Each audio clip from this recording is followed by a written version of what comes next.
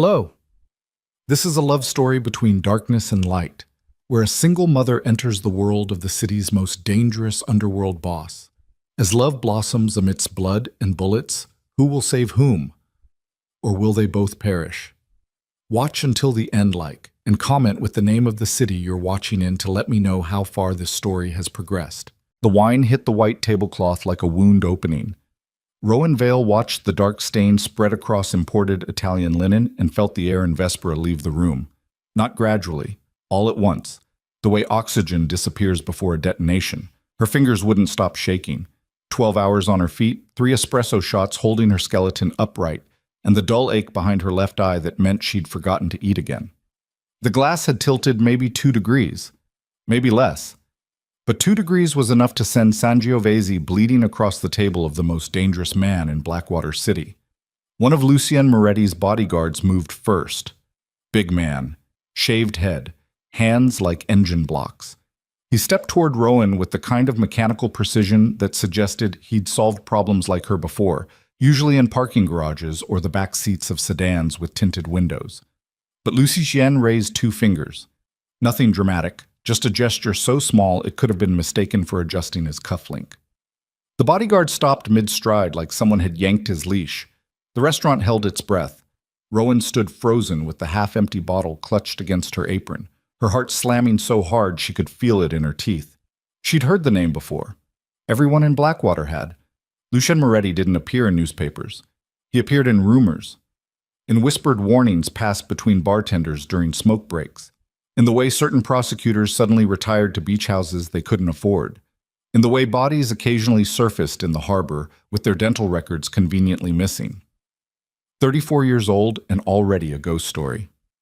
He sat alone at the corner booth despite the reservation being for 4, black coat draped over the seat beside him, silver cufflinks catching the overhead light like tiny blades. Everything about him looked tailored, precise, constructed. The kind of man who controlled every molecule in his proximity, except his eyes. His eyes looked like someone had burned the softness out of them a long time ago and never bothered replacing it with anything. "I'm sorry," Rowan managed, her voice barely above a whisper. "I'll have the table reset immediately. The meal is on the house, of course. Sit down." Not loud, not threatening. Spoken the way you'd tell someone to breathe during a panic attack. Calm in a way that made the calm itself feel dangerous. Rowan didn't sit. She couldn't. Her legs had locked somewhere between flight and collapse, and her manager, Dominic, was already weaving through the dining room with that tight smile he wore whenever a situation threatened his Yelp rating. "Mr. Moretti, I sincerely apologize for... I wasn't talking to you." Lucien didn't look at Dominic. His gaze stayed fixed on Rowan, specifically on her right hand, the one still gripping the wine bottle with white-knuckle desperation. He studied her fingers with an expression she couldn't read. Not anger, not pity. Something archaeological, like he was excavating something beneath the surface. "You play piano," he said quietly. Rowan blinked. "What?" "Your calluses. 4th and 5th fingers, the wear pattern specific to someone who trained classically but stopped years ago." He lifted his whiskey glass and took a slow sip, still watching her. "You were good." The accuracy of the observation hit her like a slap. She hadn't touched a piano in 6 years. Not since Milo was born. Not since the recital scholarships dried up, and reality kicked in and she traded Chopin for double shifts and survival arithmetic. "That was a long time ago," she said flatly. "Most things that matter happened a long time ago." Dominic touched her elbow, steering her away with practiced urgency. She let herself be moved because her brain had temporarily stopped processing anything beyond the hammering in her chest and the strange gravity of Lucien Moretti's attention. In the kitchen, Dominic cornered her beside the dishwashing station. His face was the color of old paste. "Do you have any idea who that is?" "I know who he is." "Then you understand that if he's unhappy, I don't lose a customer. I lose my kneecaps." Dominic gripped her shoulder too hard. "Go back out there. Apologize again, and for the love of everything, don't spill anything else." Rowan pulled free and pressed her back against the cold tile wall. The kitchen noise crashed around her, clattering plates, shouted orders, the industrial hiss of the dishwasher. But all she could hear was her own breathing, ragged, unsteady, like she'd been sprinting. She didn't go back to his table. Another server covered the remainder of Lucien's meal, a senior waiter named Giorgio who had the constitution of a surgeon and hands that never trembled. Rowan finished her shift in the back, refilling salt shakers and polishing silverware, and pretending the encounter hadn't rattled something loose inside her chest. At 11:45, she clocked out, collected her coat from the break room, and slipped through the service exit into the alley behind Vespera. Rain. Always rain in Blackwater City. The kind that didn't fall so much as a tack, turning the neon reflections on wet pavement into something that looked beautiful from a distance and miserable up close. Rowan pulled her hood up and started walking. 4 blocks to the bus stop. 40-minute ride to the east side. Then 6 flights of stairs to apartment 6F, where her neighbor Mrs. Castillo would be dozing on the couch with Milo asleep against her shoulder, the television still flickering blue light across both their faces. This was the architecture of her life. Predictable, exhausting, built on routines that kept catastrophe approximately 1 paycheck away at all times. Her phone buzzed. A text from the pharmacy. Milo's inhaler prescription was ready. $47 with insurance. Without insurance, which was the current situation since Dominic had cut her to part-time 3 weeks ago, $186. Rowan stopped walking in the middle of the sidewalk and let the rain hit her face. She had $92 in her checking account. Rent was due in 6 days. The electric bill was already late. She did the math the way she always did the math. Silently, ruthlessly. Figuring out which catastrophe she could postpone and which one would swallow her whole if she ignored it. The inhaler won. It always won. Because Milo's lungs didn't care about landlords or utility companies. She started walking again. The bus was 12 minutes late. She sat in the plexiglass shelter with 2 other passengers. A woman in hospital scrubs staring at nothing, and a teenager with headphones big enough to block out the entire city. Nobody talked. Nobody looked at each other. This was Blackwater at midnight, a place where eye contact was either an invitation or a threat. When she finally reached her building, the elevator was broken again. She climbed the stairs with her calves burning and her lower back screaming and the taste of espresso turning sour in the back of her throat. At the 4th floor landing, she heard Mr. Petrov's television blasting some late-night infomercial through his door. At the 5th floor, the hallway light flickered in that epileptic rhythm that maintenance had been ignoring for 3 months. 6th floor. Apartment 6F. She unlocked the door as quietly as possible. Mrs. Castillo was asleep on the couch exactly as predicted. Milo was curled against her, his small chest rising and falling with that faint wheeze Rowan had learned to monitor the way a pilot monitors engine noise. Any change in pitch, any hesitation between breaths. These were the sounds that kept her awake at 3 in the morning, sitting on the edge of his bed with her hand on his back, counting respirations. She woke Mrs. Castillo gently and walked her to the door. The old woman patted Rowan's cheek with papery fingers and murmured something about leftover rice in the fridge. Rowan thanked her and locked the door and stood in the dark kitchen for a long time, listening to the rain and Milo's breathing and the building groaning around her like a living thing slowly falling apart. She ate the rice cold, standing over the sink. She didn't turn the light on, the electric bill. Then she carried Milo to his bedroom, the only real bedroom in the apartment, because Rowan slept on a pull-out sofa, and tucked the blankets around him. His face in sleep was devastating. Round cheeks, dark lashes, that slight furrow between his brows that he'd inherited from her, the look of someone processing complicated things even while unconscious. "We're okay," she whispered to him, though he couldn't hear. "We're always okay." The lie tasted familiar. She'd been telling it for 6 years. 3 days passed before Lucien Moretti detonated her life. She came home from a morning shift to find the apartment door unlocked. Not broken. Unlocked. Cleanly, professionally, as though the deadbolt had simply decided to cooperate with someone more powerful than itself. Rowan's first instinct was to grab the baseball bat she kept beside the coat rack. Her second instinct was to call the police. She did neither. She pushed the door open slowly and stepped inside with her keys threaded between her fingers like improvised brass knuckles. The apartment looked the same, cluttered, small. The crayon drawings on the fridge. Milo's shoes by the door. The pull-out sofa still unmade from this morning. Except now there was a piano in the living room. A polished black upright, positioned against the wall where the bookshelf used to be. The bookshelf had been moved to the hallway. Carefully, she noticed. Not shoved. Every book still in place. Every photo frame undisturbed. The piano gleamed beneath the overhead light like it had been born in this room. A Steinway. She recognized the logo immediately because she'd spent her teenage years pressing her face against the window of Harmon's Music on 5th Street, staring at instruments she'd never be able to touch. On the music stand, a single piece of handwritten stationery. Thick cream paper. No letterhead. No signature. Play again. 2 words. Black ink. Handwriting that was precise and unhurried. The penmanship of someone who controlled their hands the way they controlled everything else. Rowan stared at the note for a long time. Then she sat on the bench. The bench was real leather. She could smell it, and placed her hands on the keys. She didn't play. She couldn't. Her fingers hovered above the ivories like they were afraid of what remembering would feel like. 6 years of calluses from dishwater and bleach instead of Rachmaninoff and Debussy. 6 years of choosing survival over every beautiful thing she'd ever wanted. She pulled her hands back and closed the fallboard and sat in the silence of her apartment with a piano she hadn't asked for and a debt she didn't know how to calculate. The next morning, she found a coat hanging on the doorknob of her apartment, camel-colored wool, her exact size. No tag, no receipt, no note this time.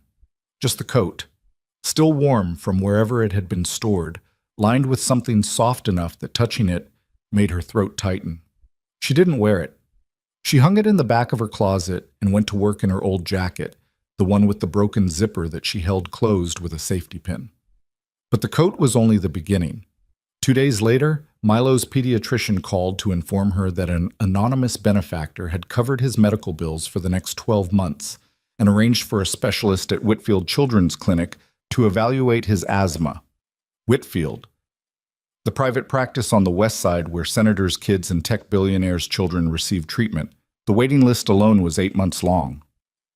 Milo had an appointment on Thursday.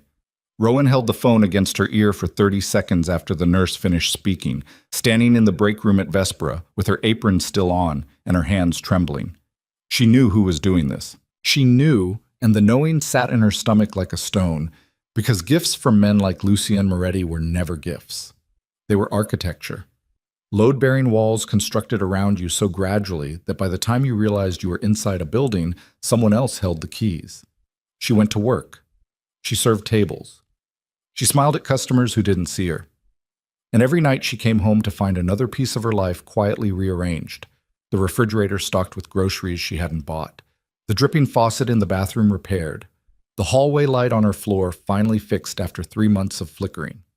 Small things, precise things, the fingerprints of someone who paid attention to details most people never noticed. On the 7th night, she sat down at the piano and played. Just scales at first. Clumsy, hesitant, her fingers stumbling over patterns they'd once executed in their sleep. C major, G major, the mechanical exercises that every conservatory student learns to hate and then eventually craves like oxygen. The sound filled the apartment in a way nothing else ever had. Not the television, not Milo's laughter, not the constant ambient noise of a building full of people trying to survive in 400 square feet. Music.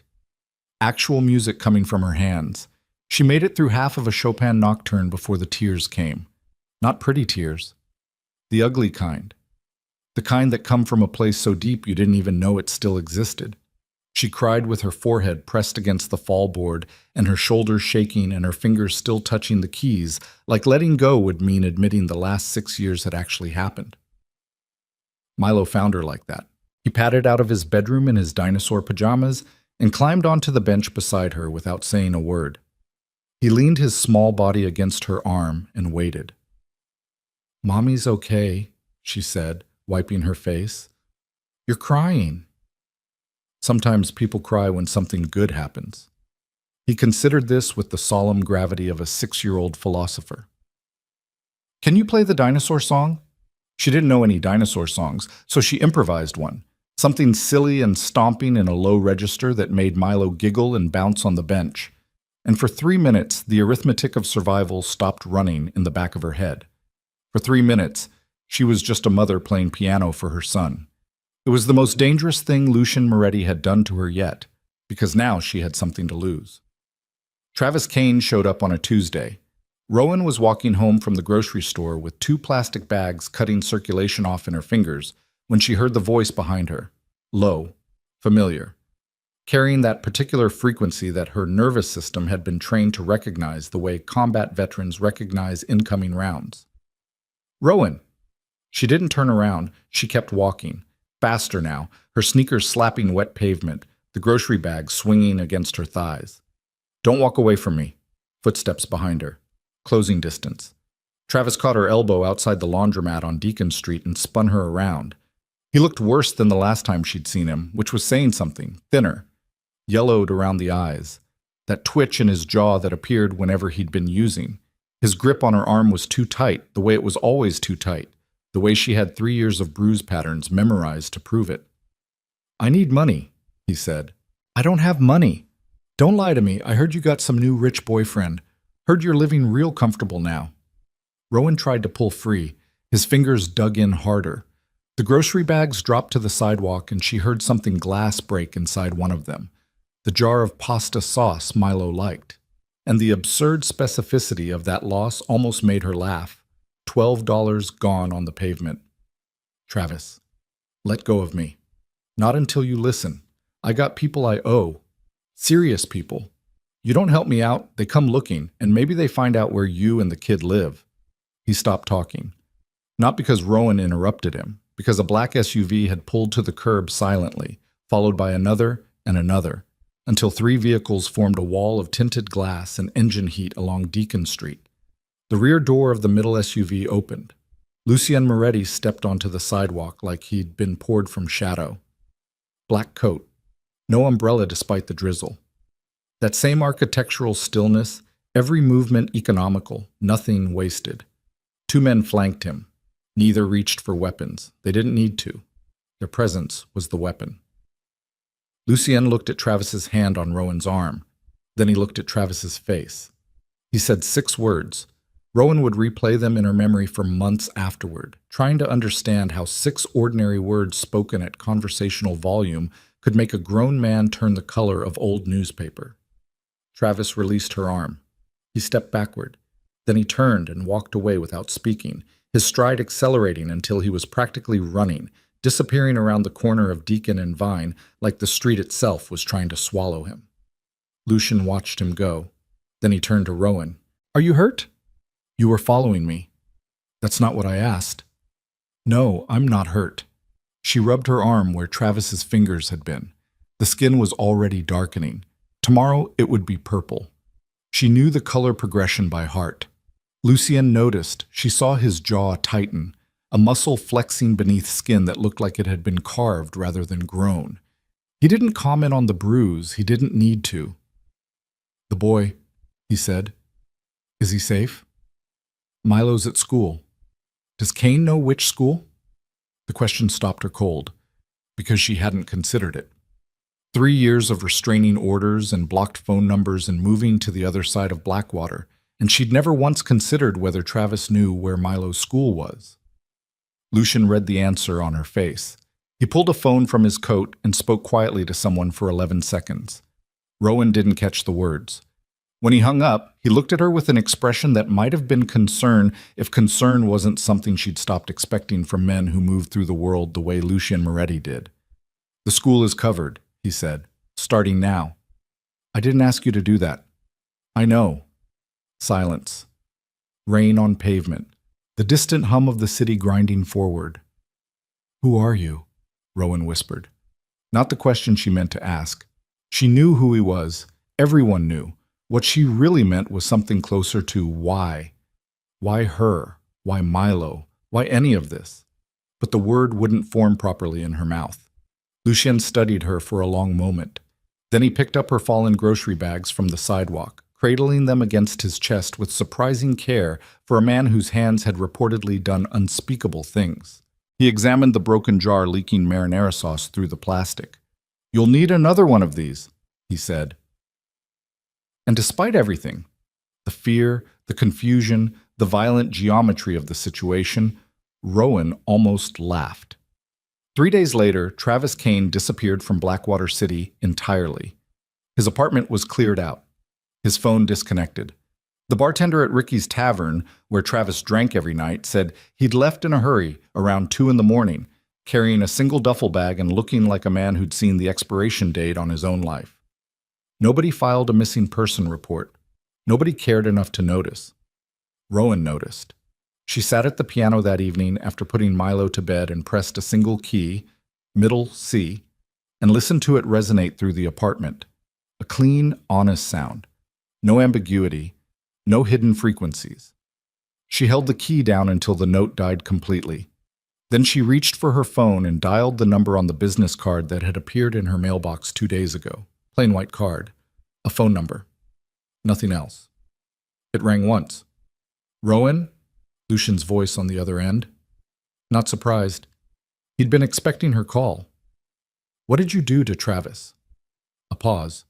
The sound of ice shifting in a glass. "He's alive. He's relocated. He won't contact you again." "That's not an answer." "It's the only answer I'm going to give you." She closed her eyes. The piano key was still slightly depressed beneath her finger, the hammer resting against the string without enough pressure to make a sound. "Why are you doing this?" she asked. "The piano, the medical bills, the groceries, Travis, why?" Silence on the line. Long enough that she thought he'd hung up. Then, "Have dinner with me." That's not an answer either. "Friday night, 8 o'clock. I'll send a car." "Lucien, wear the coat." He hung up. Rowan sat in the dark with the phone pressed against her ear and the dead tone humming like a flatline, and the piano gleaming beside her like a beautiful, dangerous question she didn't know how to answer. She told herself she wouldn't go. She told herself that repeatedly for the next 3 days. On Friday at 7:45, she put on the camel coat and walked downstairs to find a black sedan waiting at the curb with the engine running and the rear door already open, as though the car itself had known all along that inevitability would win. The sedan smelled like leather and money and something faintly chemical that Rowan couldn't identify until she recognized it as the absence of anxiety. Nothing inside this car had ever worried about rent. She sat with her hands in her lap and watched Blackwater City slide past the tinted windows. The east side gave way to the financial district. Then the financial district gave way to something older and quieter, the kind of neighborhood where wealth didn't announce itself because it didn't need to. Old stone buildings, iron gates, streets too clean for the rest of the city, as though the rain here had different instructions. The driver didn't speak. Rowan didn't ask questions. The restaurant wasn't Vespera. It was smaller, private. No sign above the door, just a brass number and a man in a dark suit who opened the door before the sedan had fully stopped, as though he'd been watching for them from somewhere invisible. Lucien was already seated when she arrived. Same corner preference. Same stillness. But without the infrastructure of the syndicate around him, no convoy, no visible security, just a room with 4 tables, only one of which was occupied. He looked different, not smaller. Something else. Like a machine someone had switched from operational mode to something she didn't have a word for yet.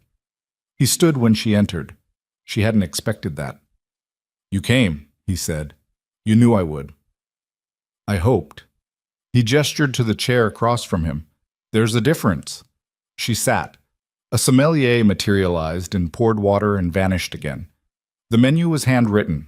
No prices. The kind of place where asking about prices was itself the social infraction. "I don't know what I'm doing here," Rowan said. You're having dinner." "Don't." She looked at him directly. "Don't be smooth with me.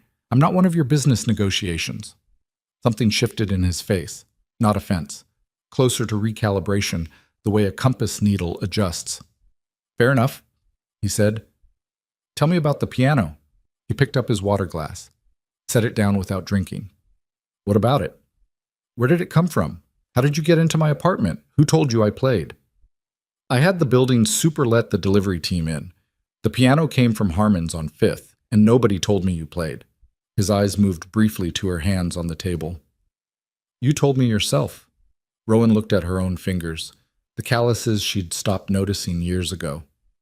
That's a lot of attention to pay to a waitress who spilled wine on you. Yes. She waited for more. He didn't offer it. The silence between them had texture. Not comfortable, not hostile, something in between. The kind of silence that exists between two people who are both aware that what they say next will matter. The medical bills, she said. Milo shouldn't suffer because the system is broken. He's not your responsibility. No. Lucien's voice stayed even. He's not. Then why? He looked at her for a long moment, long enough that she fought the urge to look away. I watched you work 6 Saturday nights in a row, he said finally. Same restaurant, same section. You covered for 2 other servers on the 4th Saturday because one called in sick and one had a family emergency. You stayed until 2 in the morning. You took the bus home in the rain. Rowan's skin went cold. You were watching me before the wine. Yes. For how long? 6 weeks. The word landed in her stomach like something dropped from a height. 6 weeks. Before she'd ever seen his face. Before the wine. Before the piano. 6 weeks of being observed without her knowledge. Her routines cataloged by someone with the resources to catalog anything he wanted. That's... She stopped. Started again. That's not normal. No, it isn't. Most people would call that stalking. Most people would be right. The directness of it disarmed her. She'd expected deflection, charm. The practiced smoothness she'd assumed was how men like him operated. Instead, he sat across from her and confirmed the disturbing thing, as though disturbing things deserved honest acknowledgement. Why are you telling me this? She asked. Because you said not to be smooth with you. The food arrived. She didn't remember ordering. It was possible the kitchen had simply decided. Everything tasted expensive and precise, and faintly unreal, like eating in a dream about a life she'd never had access to. They talked, not about the syndicate, not about Travis or the piano or the invisible machinery he'd deployed around her life. They talked about Milo. She didn't plan to, but Lucien asked one question, and the answer kept going because Milo was the architecture of every good thing in her life. And once she started describing him, she couldn't easily stop. The dinosaur obsession. The way he asked why approximately 40 times per day. The drawings he left on the refrigerator that were either masterpieces of childhood abstraction or evidence of a sleep deprivation-induced break with representation. Lucien listened. Not the way people listened at cocktail parties, with their attention already migrating to the next thing, the next person, the next exit. He listened the way someone listens when they've spent years in rooms where nobody said anything real. You don't talk about his father, Lucien observed. No. Travis? Travis was never his father in any way that counts. A pause. What does count? Rowan set her fork down. Showing up. That's the whole job. Just showing up every day, no matter what. Lucien was quiet for a moment. He was turning his whiskey glass slowly on the tablecloth. A slow rotation like a compass, searching for north. My father showed up, he said, every day, to tell us what we owed him for it. She didn't respond. She understood the architecture of that sentence, what it revealed about where Lucien Moretti had been built and by whom. They stayed at the table for 2.5 hours. When she climbed into the sedan at the end of the night, Rowan sat with her hands pressed together in her lap, and her reflection watching her from the darkened window, and tried to locate the fear that was supposed to be there. The rational, self-preserving alarm that should have been screaming. It was there. She could feel its shape. But underneath it, something else had taken root. Something she didn't have a safe word for yet. The following weeks moved like a current, subtle enough to miss if you weren't paying attention, powerful enough to pull you somewhere you hadn't planned to go. Lucien's presence expanded gradually, not aggressively, with the same precision he applied to everything. A second dinner, then a third.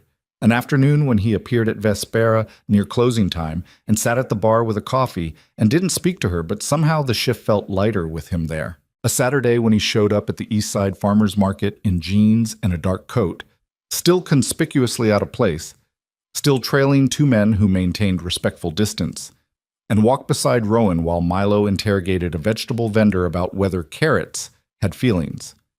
Lucien crouched down to Milo's level when the boy turned his interrogation toward him. "Are you my mom's boyfriend?" Milo asked, with the terminal directness of a 6-year-old. "No," Lucien said. "Do you want to be?" "Milo," Rowan started. "That's a reasonable question," Lucien said, not looking away from the boy. "I don't know yet." Milo considered this with his arms crossed and his brow furrowed. "You have to be nice to her. She works really hard." "I know she does. She cries sometimes at the piano when she thinks I'm sleeping." "Milo." Rowan's voice came out lower than she intended. Lucien glanced up at her. Something moved through his expression that she'd never seen on him before. Something that didn't have an obvious name. That night, after Milo was asleep, she sat at the piano and played for a long time. Not scales, not exercises, the nocturne in E-flat minor. Chopin at his most devastating. The kind of piece that asked too much and gave back more. The musical equivalent of opening a door you'd kept locked for years and finding the room on the other side exactly as you'd left it. She didn't hear the knock at the door until it repeated. Lucien stood in the hallway, alone, no security, no sedan at the curb that she could see, just him in that dark coat, holding a paper bag that turned out to contain the specific jar of pasta sauce, Milo's brand, that had broken on Deacon Street 3 weeks ago. "I remembered," he said simply. Rowan stepped back to let him in. That was the night she understood how much trouble she was in. Not because Lucien was dangerous, she'd always known he was dangerous, but because he'd remembered a $12 jar of pasta sauce, and somehow that small specific fact had found the precise crack in her armor that 6 weeks of pianos and medical bills and bodyguards couldn't reach. He didn't stay long.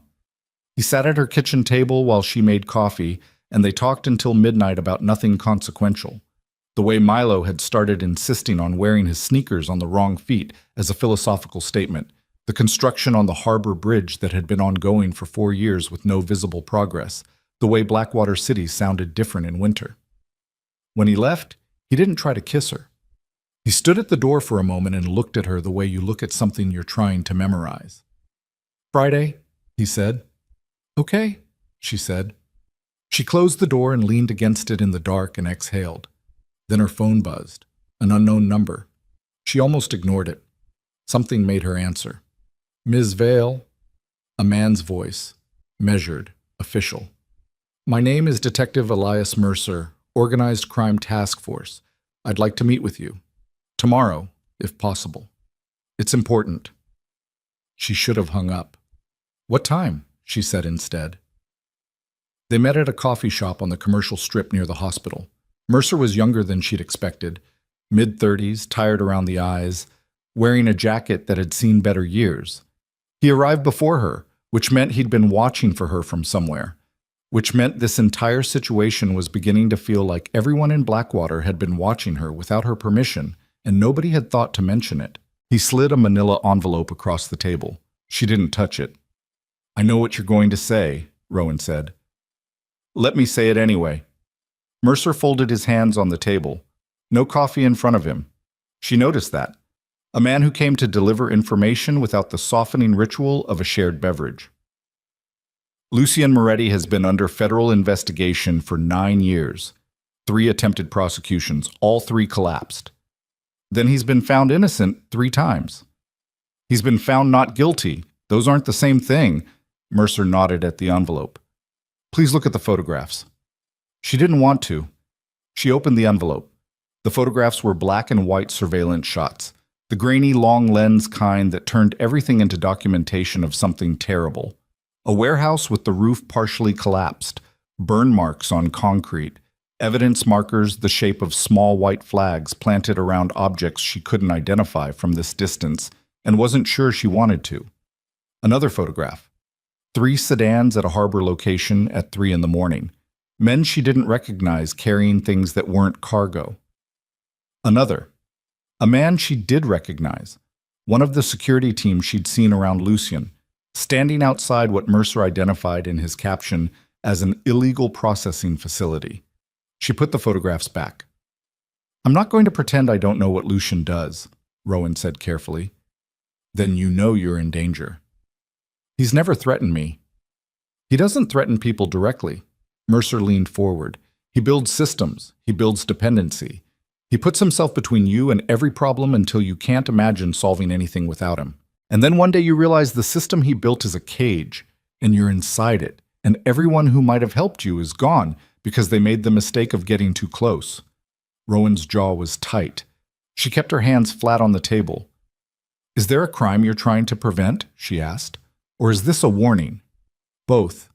He slid a business card across the table. If he hurts you, or the boy, I need you to call me immediately, not local police. Me. He hasn't hurt either of us. Not yet. She took the card. She folded it into her coat pocket. She stood up. Ms. Vale. Mercer's voice stopped her. Women who go into his orbit don't come out clean. Some don't come out at all. Rowan walked out of the coffee shop and stood on the sidewalk with the city noise breaking around her and Mercer's words settling into the spaces between her ribs. She told herself it didn't change anything. She told herself that for 6 days. Then she started paying different attention. Not because she believed Mercer entirely. She was too old and too tired for black and white narratives about good and evil, and she'd read enough of her own life to know that survival sometimes wore ugly clothes, but because attention was the one tool that still belonged entirely to her. She noticed the security, how it had gradually normalized, the two men who materialized whenever she left the apartment, so unobtrusive she'd almost stopped clocking them. The car that was always somehow available, the way certain problems resolved themselves before she could solve them, so smoothly that the resolutions had started to feel like natural events rather than interventions. She noticed Lucien watching Milo. This was the thing she'd been least prepared for. The way his entire body language changed around her son. The hypervigilance quieted. The architectural stillness softened into something more animal. A large, careful creature adjusting itself to the proximity of something small and unguarded. He didn't perform warmth. He didn't make the mistake of trying to be entertaining or educational or impressive. He simply sat with Milo's reality and let it land. On a Wednesday evening, she arrived home to find Milo and Lucien both on the kitchen floor, cross-legged, with approximately 50 plastic dinosaurs arranged between them in what Milo was describing as a treaty negotiation. The Spinosaurus wants the river territory, Milo explained with diplomatic gravity. The T-Rex would dispute that, Lucien said. He picked up the T-Rex with 2 fingers and positioned it at what he apparently judged to be a strategic location. The T-Rex has bad arms, though. Small arms, Lucien said. Not bad. There's a difference. What's the difference? Bad means broken. Small means you compensate. Milo considered this. He looked at the T-Rex. He looked at Lucien. Some 6-year-old calculation ran its course behind his eyes. Okay, he said, the T-Rex can have the forest. Rowan stood in the doorway and felt something shift in her chest. Tectonic. A movement beneath the surface that changed the landscape without making a sound. She went to the bedroom and sat on the edge of the bed and put her face in her hands. She was falling for him, not despite who he was, not in ignorance of it, fully in possession of the photographs and the detective's warning and the weight of what moved in the shadow of Lucien Moretti's world. She was falling for him. And the worst part was that the falling felt like finally standing up straight after years of being bent. She came out of the bedroom when she heard Milo laugh at something. She stood in the kitchen doorway and looked at the man sitting on her floor playing dinosaurs with her son, and she made the mistake of letting herself imagine it, just for a second, what it would be like if this were real. Lucien's eyes found hers across the room. He read her face the way he read everything, completely, quietly, missing nothing. And something moved through his expression that she'd seen on him exactly once before. Something she still didn't have a safe word for. She looked away first. That night, after Milo slept and the apartment settled into its late-night frequency, she sat at the piano and didn't play. Lucien sat on the sofa with his sleeves rolled back and a glass of whiskey, and she could feel his attention on her shoulders the way you feel sunlight through a window. "Tell me something true," she said quietly. "About what?" "About why I should trust you." He was quiet for so long she thought he'd refuse. "I'm not going to tell you to trust me," he said finally. "I tell you not to. I tell you that trusting me is probably the second worst decision you could make. What's the first? Leaving. He paused. I'm aware that makes me the problem and the solution simultaneously. I don't have a clean answer for that. The honesty was devastating in its precision. What happened to your sister? Rowan asked. The silence changed quality. Her name was Elena, Lucian said, after a long time. She was 22. She didn't know anything about what I did. I made sure of that. Or I thought I had. His voice was flat, not empty. The flatness of something compressed beyond its natural state, held together by sheer pressure. The Valenti cartel understood that the best way to break something isn't to attack it directly. You find what it cares about. You remove it. Rowan didn't speak. I rebuilt everything after that, he said. Every relationship, every system, every operation. I made sure there were no more soft targets, no more Elena-shaped vulnerabilities. He turned the whiskey glass slowly. And then I walked into Vespera on a Tuesday night and watched a woman with paint remover hands try to pour wine without her hands shaking, and I understood that I'd made a serious strategic error. What error? Thinking I could watch without being changed by what I saw. The room was very quiet. Rowan turned on the piano bench to look at him. He was watching her with that expression, the one she'd stopped trying to categorize because every category was inadequate. Just a man sitting in the low light of her apartment looking at her like she was the most confusing and necessary thing he'd ever encountered. She stood up. She crossed the room.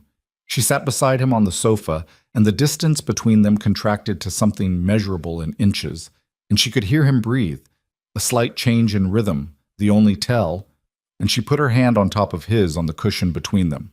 Not romantic, not a gesture from a movie. Just her hand on his. Two people in a room with a very large amount of complicated truth between them. His fingers turned under hers. Held on. They sat like that for a long time. It was 3 a.m. when her phone rang. She didn't recognize the number. She answered it because 3 a.m. phone calls only ever meant one thing, and the one thing was always Milo. But Milo was breathing quietly in the next room. The voice on the line was male. Young. Slightly breathless, the particular breathlessness of someone delivering a message they'd been instructed to deliver quickly and without deviation. Ms. Vale, this is a courtesy call. Detective Mercer has opened a formal investigation file with your name as a person of interest. The filing was made this afternoon. You have approximately 72 hours before federal agents make contact. The line went dead. Rowan sat with the phone in her hand in the room, suddenly feeling smaller. Person of interest. She'd never committed a crime in her life. She barely jaywalked. But being adjacent to Lucian Moretti didn't require personal guilt. It required proximity, and she had 6 weeks of very well-documented proximity. She turned to look at Lucian. He was already watching her. He'd heard the change in her breathing. That was one of yours, she said. He didn't deny it. You have my phone monitored. Not monitored, flagged. Specific numbers trigger a notification.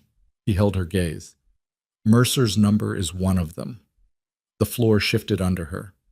You knew about the meeting, Rowan said slowly. The coffee shop, you knew the whole time. Yes. And you didn't... She stopped, recalibrated.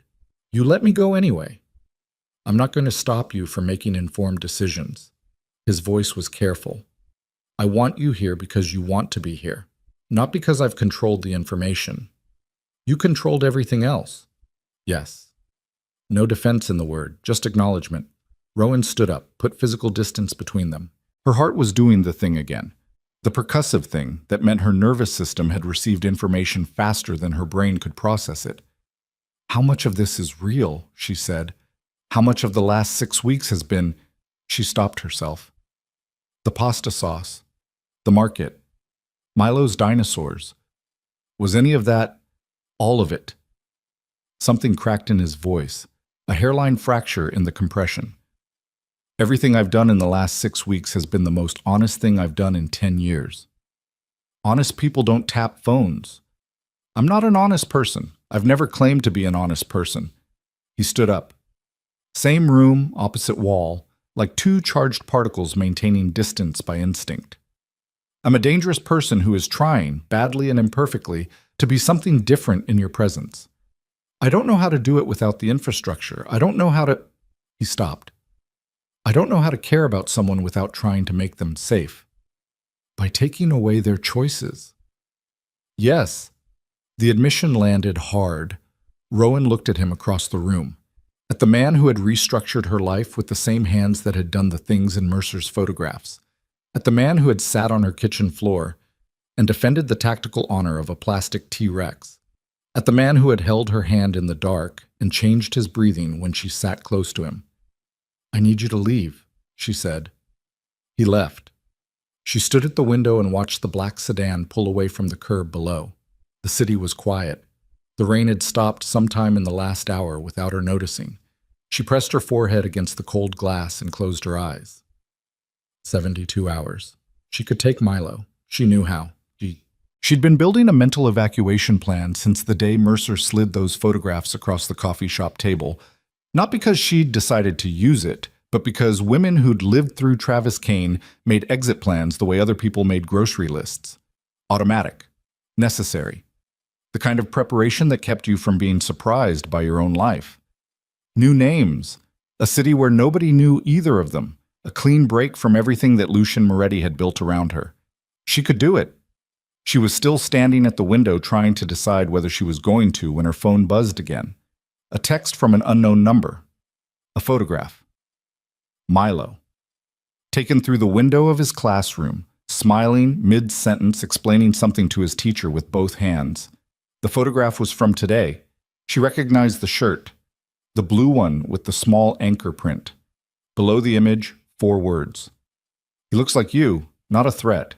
The phrasing was too careful for that, but not nothing either. A reminder. A line drawn in permanent ink around everything she loved, clarifying exactly what kind of leverage existed in this situation. Rowan's blood went cold and then immediately hot. She knew, with the clarity of someone who had just received information that simplified every complicated calculation she'd been running, that it wasn't from Lucien. She turned from the window. Someone else knew about Milo. Someone else had been watching. And whoever it was had just made the worst mistake of their lives by making sure. She called Lucien before the phone left her hand. He picked up on the first ring. She didn't say hello. She held the phone up and took a screenshot of the message and sent it to his number without a word, and then pressed the device hard against her ear and waited. 3 seconds of silence. Then, don't move. Don't open the door for anyone. I'll be there in 8 minutes. Milo's school? Already done. He won't be alone for the next 30 seconds. I promise you that. His voice had changed. The careful, measured tone was gone, stripped back to something raw and more mechanical. A man shifting into operational mode the way an engine shifts gears. Rowan, look at me. You're not here. Look at the door. Focus on the door. I'm coming. She looked at the door. The deadbolt was engaged. The chain was on. She'd done both automatically, muscle memory from years of Travis. And she was grateful now for every terrible thing that had trained her hands to do that without being told. 6 minutes and 40 seconds later, the knock came. 3 beats. A pause. 2 beats. She opened the door. Lucien came in fast and quiet, 2 men behind him moving through the apartment with the systematic efficiency of people clearing rooms for a living. She watched them open closets and check the bathroom and verify the window locks, and felt something cold and clinical settle over her panic like a second skin. This was his world. She was standing inside it completely now. "Where's the phone?" Lucien said. She handed it to him. He studied the photograph for longer than she expected. His jaw was a hard line, that muscle flickering beneath the skin. "The timestamp," he said quietly, more to himself than her. "This was taken at 2:17 this afternoon. During pickup. I was still at work." "Who picked him up today?" "Mrs. Castillo. She always does Tuesday and Wednesday." Rowan watched his face. "What are you seeing?" "The angle." He held the phone toward her. "This wasn't taken from the street. The perspective is inside the fence line. Someone was on school property." The cold moved deeper. "That's not Valenti," one of the men said from across the room. Rowan hadn't heard him speak before. Low voice, careful diction, the kind of man who only spent words when they were necessary. "Valenti doesn't send photographs. They send body parts." Then who? She said. Lucien and the man exchanged a look. Something passed between them that had history and weight and context she wasn't part of. Lucien's hand closed around the phone and he turned away from her slightly, not to exclude her, she understood, but because he needed a second where she couldn't read his face. She read it anyway. He knew something, or suspected something, and the suspicion was bad enough that he needed a moment to decide how much of it to give her. Lucien, he turned back. Tell me. There's a man? He said carefully. His name is Gabriel Soto. He ran the Southern Distribution Network for the syndicate for 11 years.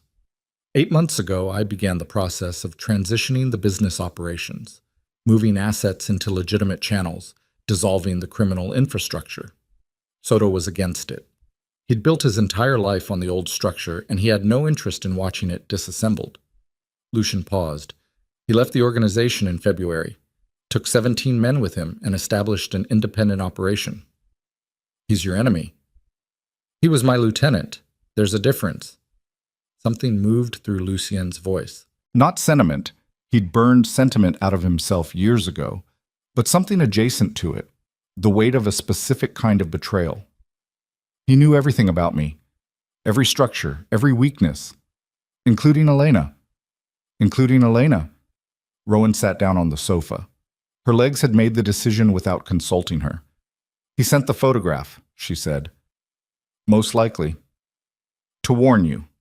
To tell you that he knows about me and Milo. To tell me he has access. That the security I've built around you has a hole in it somewhere. Lucien looked at the phone in his hand and then set it on the coffee table face down, a deliberate motion. And to make me react. Are you going to react? He looked at her. I already am. The next 12 hours were the most invasive of Rowan's life, and she'd once been legally married to a man who checked her call history every morning before breakfast. Lucien's team went through everything. Her phone, properly, forensically, by a woman with a laptop who worked in silence for 90 minutes.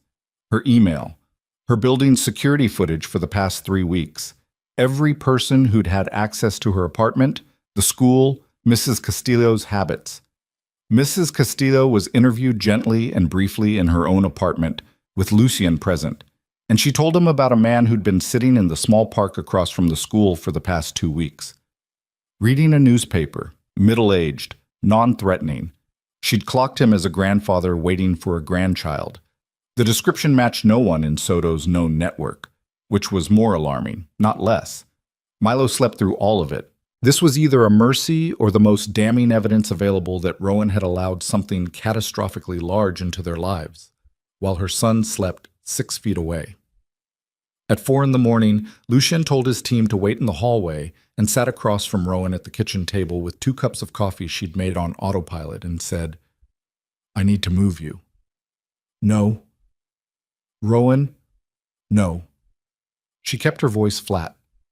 Not because she wasn't afraid, but because fear was a luxury she couldn't afford right now, and she'd learned a long time ago that fear given too much room turned into paralysis, and paralysis got people killed. I'm not disappearing into one of your properties. I'm not putting Milo into a situation where he doesn't understand what's happening and can't go to school and can't see Mrs. Castillo and has to pretend it's temporary. You don't know that. He was quiet. You don't know that, she repeated, because you don't know what Soto wants.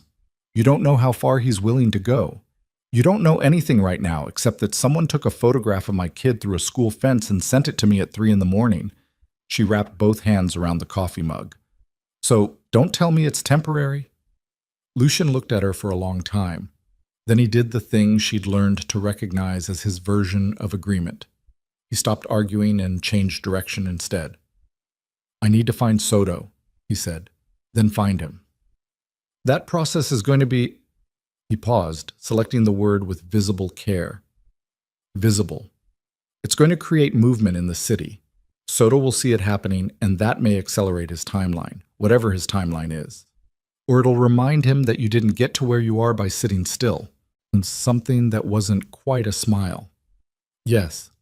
Go find him, Rowan said. I'll be here.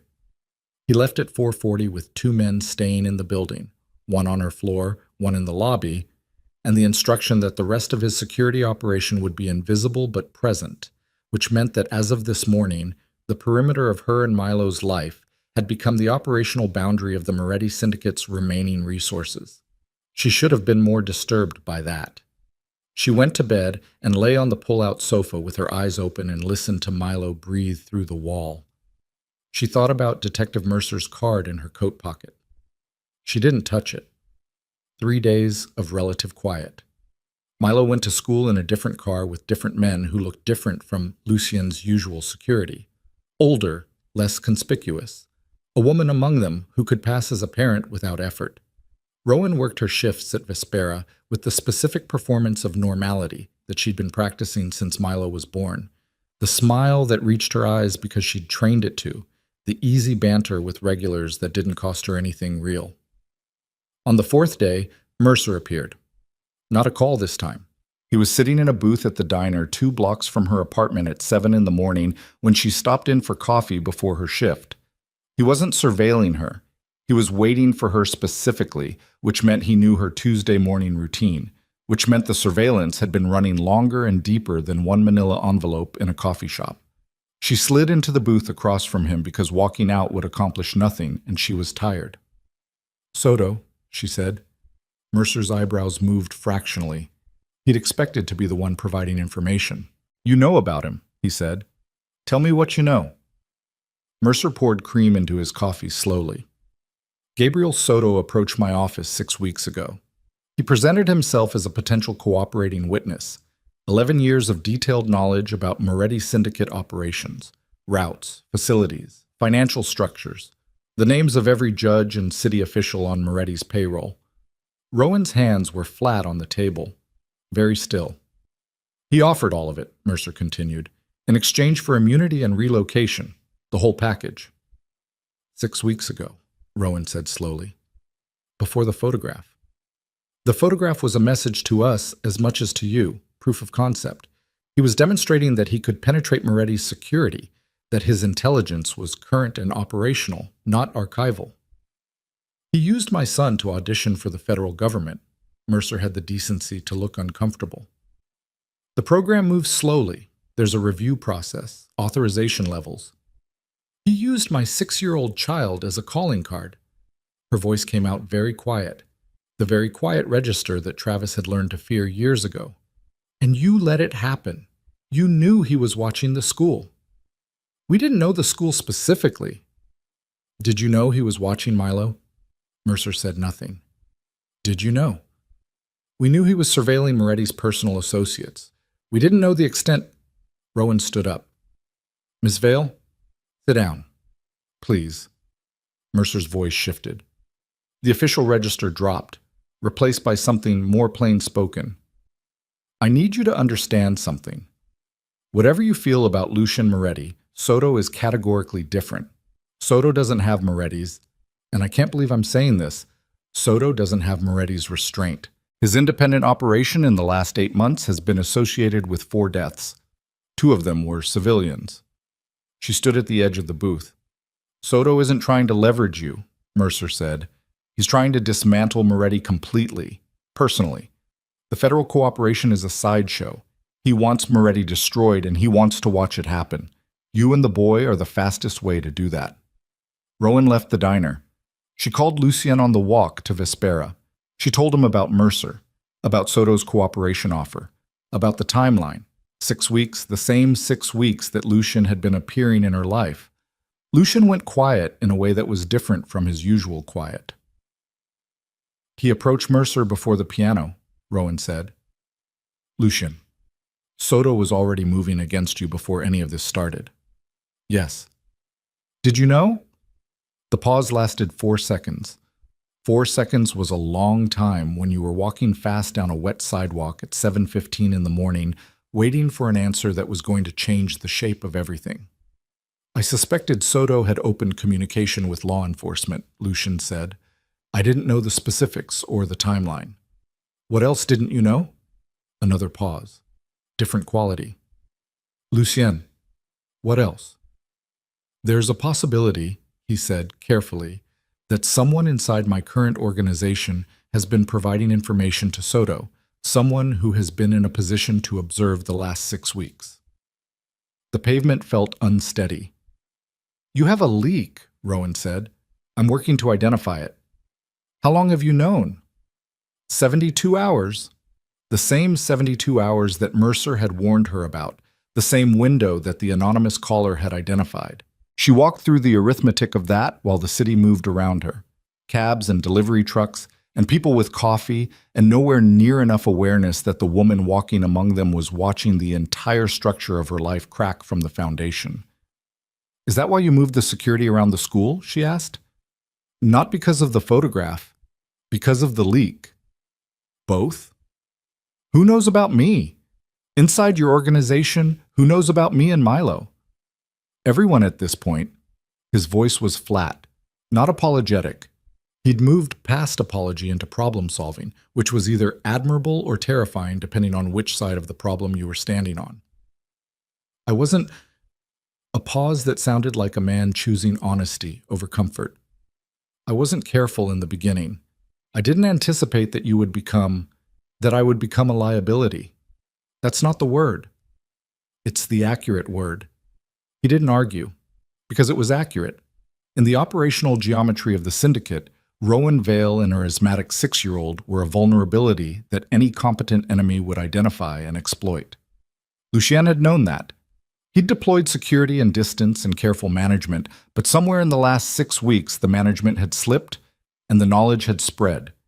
And now a man with 4 civilian deaths in his recent history knew exactly where Milo went to school and what shirt he'd worn on Tuesday.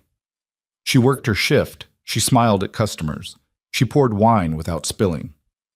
At 2 in the afternoon, during the between-lunch lull when the restaurant was half empty and Dominic was in the back office pretending to do inventory, a man she'd never seen before sat down at table 7 and ordered a sparkling water. 45. Gray at the temples. A face so average it functioned as camouflage, the kind of face that security cameras would struggle to reconstruct from memory. He was wearing a wedding ring and a watch that cost more than her car had, back when she'd had a car. He sat with his sparkling water, and when she brought it to him, he looked up with the expression of someone conducting a transaction rather than having a human interaction. "Ms. Vale," he said quietly, "my name isn't important. I represent Mr. Soto's interests. I'd like to speak with you for 3 minutes." Her whole body went rigid. The server's reflex, the trained calm, the professional neutrality, activated without her permission. "I'm working," she said. "I know. This won't take long." He kept his voice at a register that wouldn't carry to the next table. "Mr. Soto would like you to know that his dispute is entirely with Lucien Moretti. You and your son are not his concern. He wants you to understand that." How thoughtful. He also wants you to understand that if you remain in Moretti's proximity, the distinction becomes difficult to maintain. The man's voice was flat and procedural, like reading from a document. "You have a son. Mr. Soto has a son as well. He respects that calculus. Get out of my restaurant. Ms. Vale, if you are still sitting at this table when I come back from the kitchen," she said very quietly, "I'm going to tell the man at the bar that you touched me." She glanced at the bar. One of Lucien's security, the one she knew as Vincent, was nursing a coffee he'd been nursing for 2 hours. He was already watching table 7 with an expression that suggested he'd been watching since the man sat down. The man at table 7 followed her glance. "Read the situation with the professional speed." He left $40 on the table and walked out. Rowan went into the walk-in refrigerator and stood among the cold vegetable inventory for 90 seconds, with her hands pressed against the metal shelving and her breath making small clouds in the refrigerated air, and told herself very firmly that she was not going to fall apart in a commercial refrigerator. She didn't fall apart. She came back out.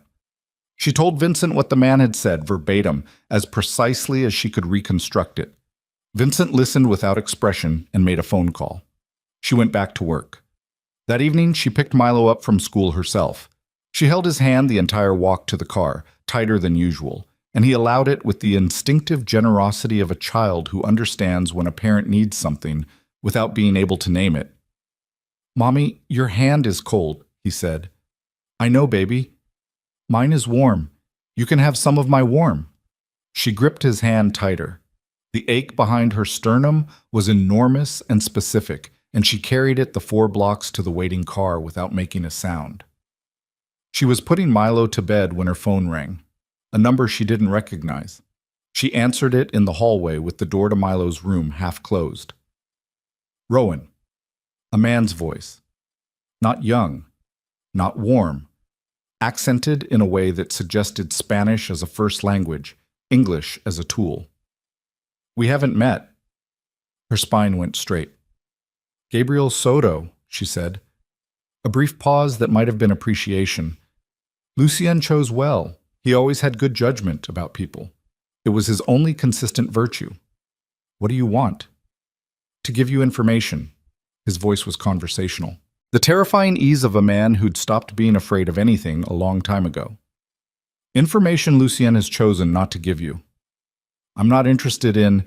He was watching you before the wine, Rowan. Did he tell you why? Something contracted in her chest. 6 weeks isn't the number, Soto said. You were identified 11 months ago. Not by Lucien personally, by my office, when I was still in the syndicate. We received intelligence that Travis Kane had approached a low-level Valenti associate about a debt. The Valenti name was flagged during a routine threat assessment. Your name appeared on the Kane file. Standard procedure put you in a monitoring category. He paused.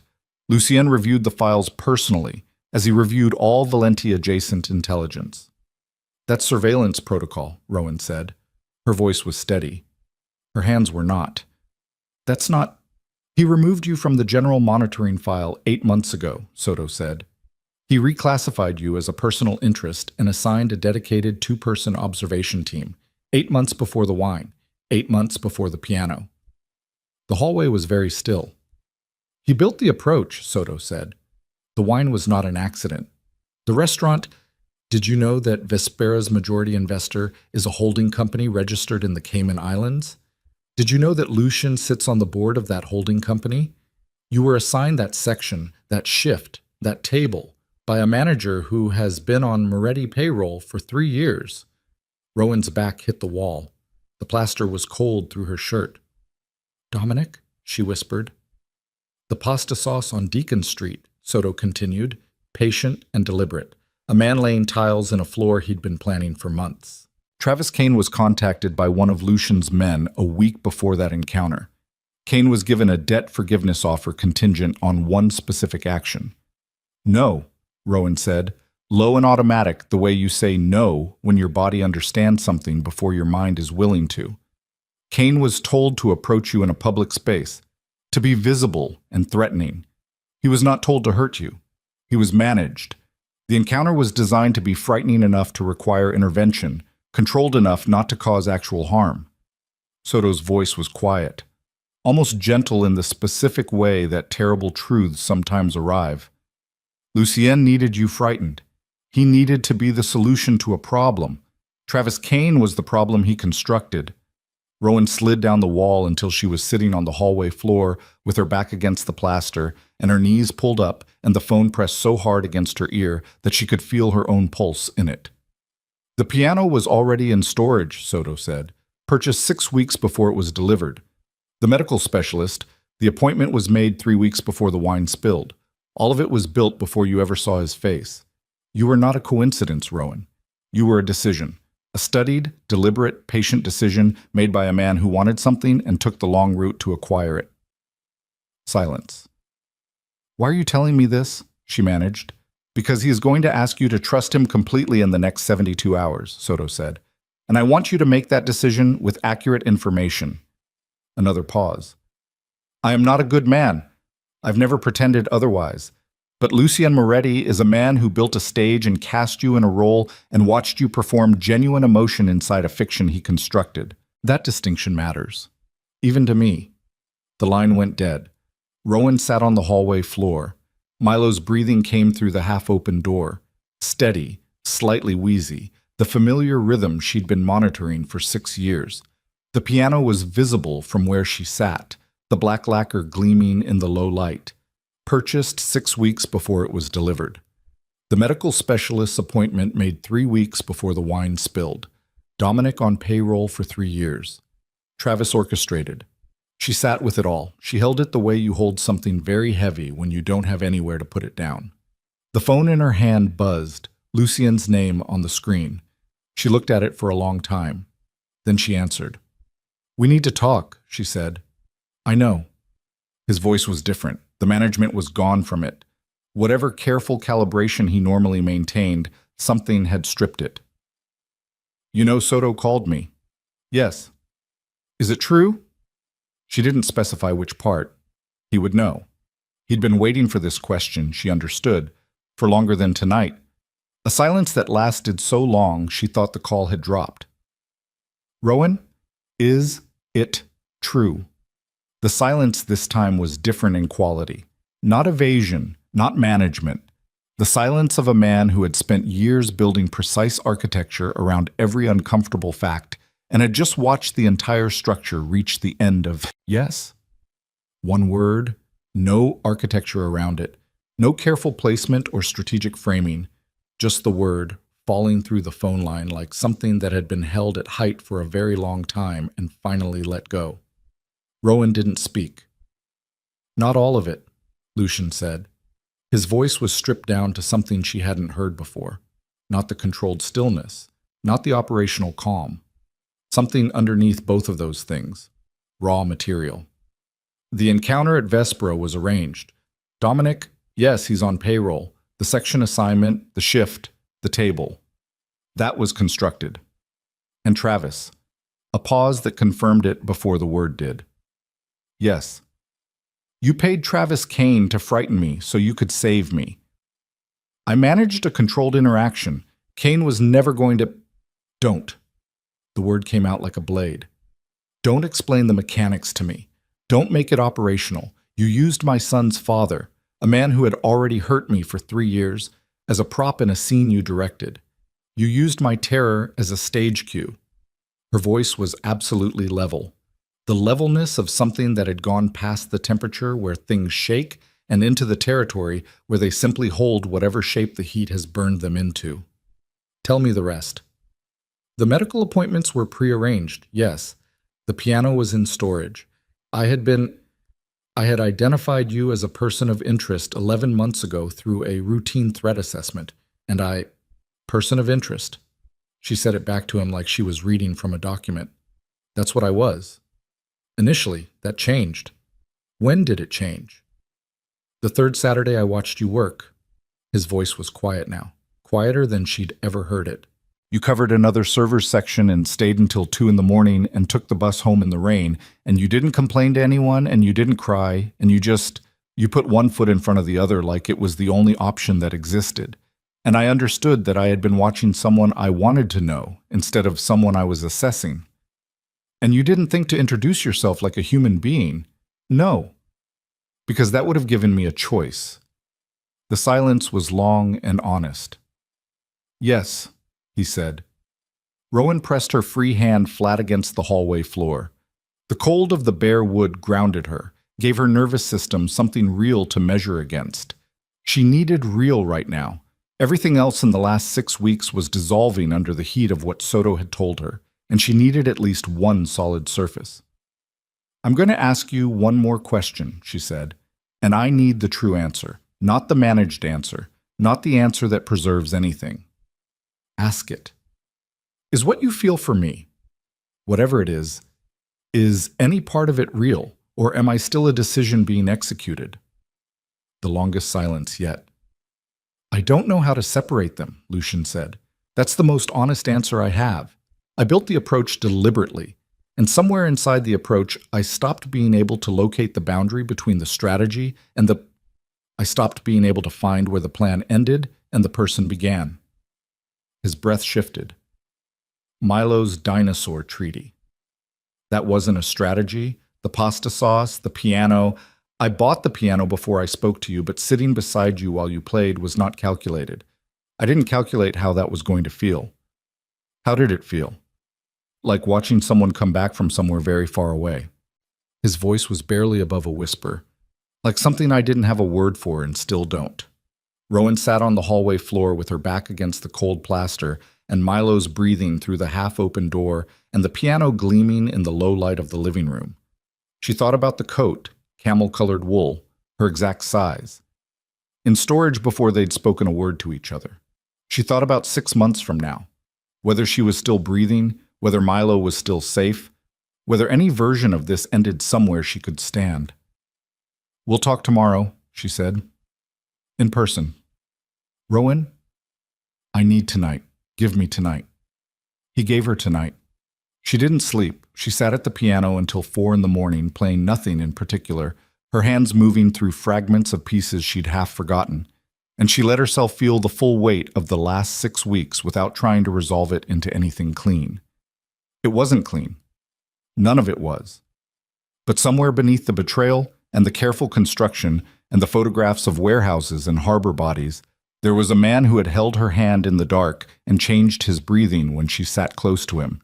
And she didn't know yet what to do with the fact that both things were true simultaneously. At 7 a.m., she was making Milo's breakfast when the first explosion shattered the building's lobby windows. She heard it before she felt it, a sound like the world clearing its throat, deep and percussive, followed by the building shaking once in a way that buildings are not supposed to shake. The kitchen light flickered. The coffee mug on the counter walked an inch toward the edge from the vibration. Milo screamed from the bedroom. Rowan moved. She was through the bedroom door before the second vibration. Smaller, more distant, something happening below them on the street, had fully registered. Milo was on his feet on the bed, wide-eyed, his chest already working harder from the spike of adrenaline affecting his airways. "I've got you." She grabbed him, his inhaler from the nightstand, his shoes from the floor. "I've got you. Put your shoes on. Right now, good boy." Her phone was screaming, not ringing. The emergency broadcast sound, sharp and automated, overlapping with the actual sound of her phone ringing. Lucien's name on the screen. "We're inside," she said the moment she answered. "Don't use the elevator." His voice was controlled but accelerated, the pace of someone physically moving while talking. "Take the fire stairs to the second floor, not the ground floor. There's a door to the parking structure on the second floor east stairwell. It will be unlocked. My men will be there. Do you understand me? Second floor east stairwell parking structure door. Go now. Don't wait. Don't take anything." She took one thing. She took Milo's nebulizer from the bathroom cabinet because if his airway closed, there was nothing in a parking garage that would fix it. She jammed it into her coat pocket and picked her son up against her hip, even though he was 6 and too heavy, and he wrapped his arms around her neck without being asked. The hallway was smoke-tinged, not thick, thin, acrid, rising from somewhere below.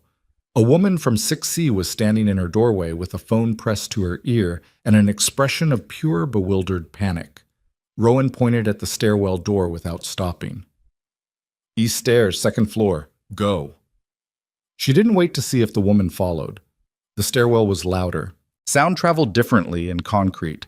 The controlled chaos of the lobby below amplified into something that bounced off every surface.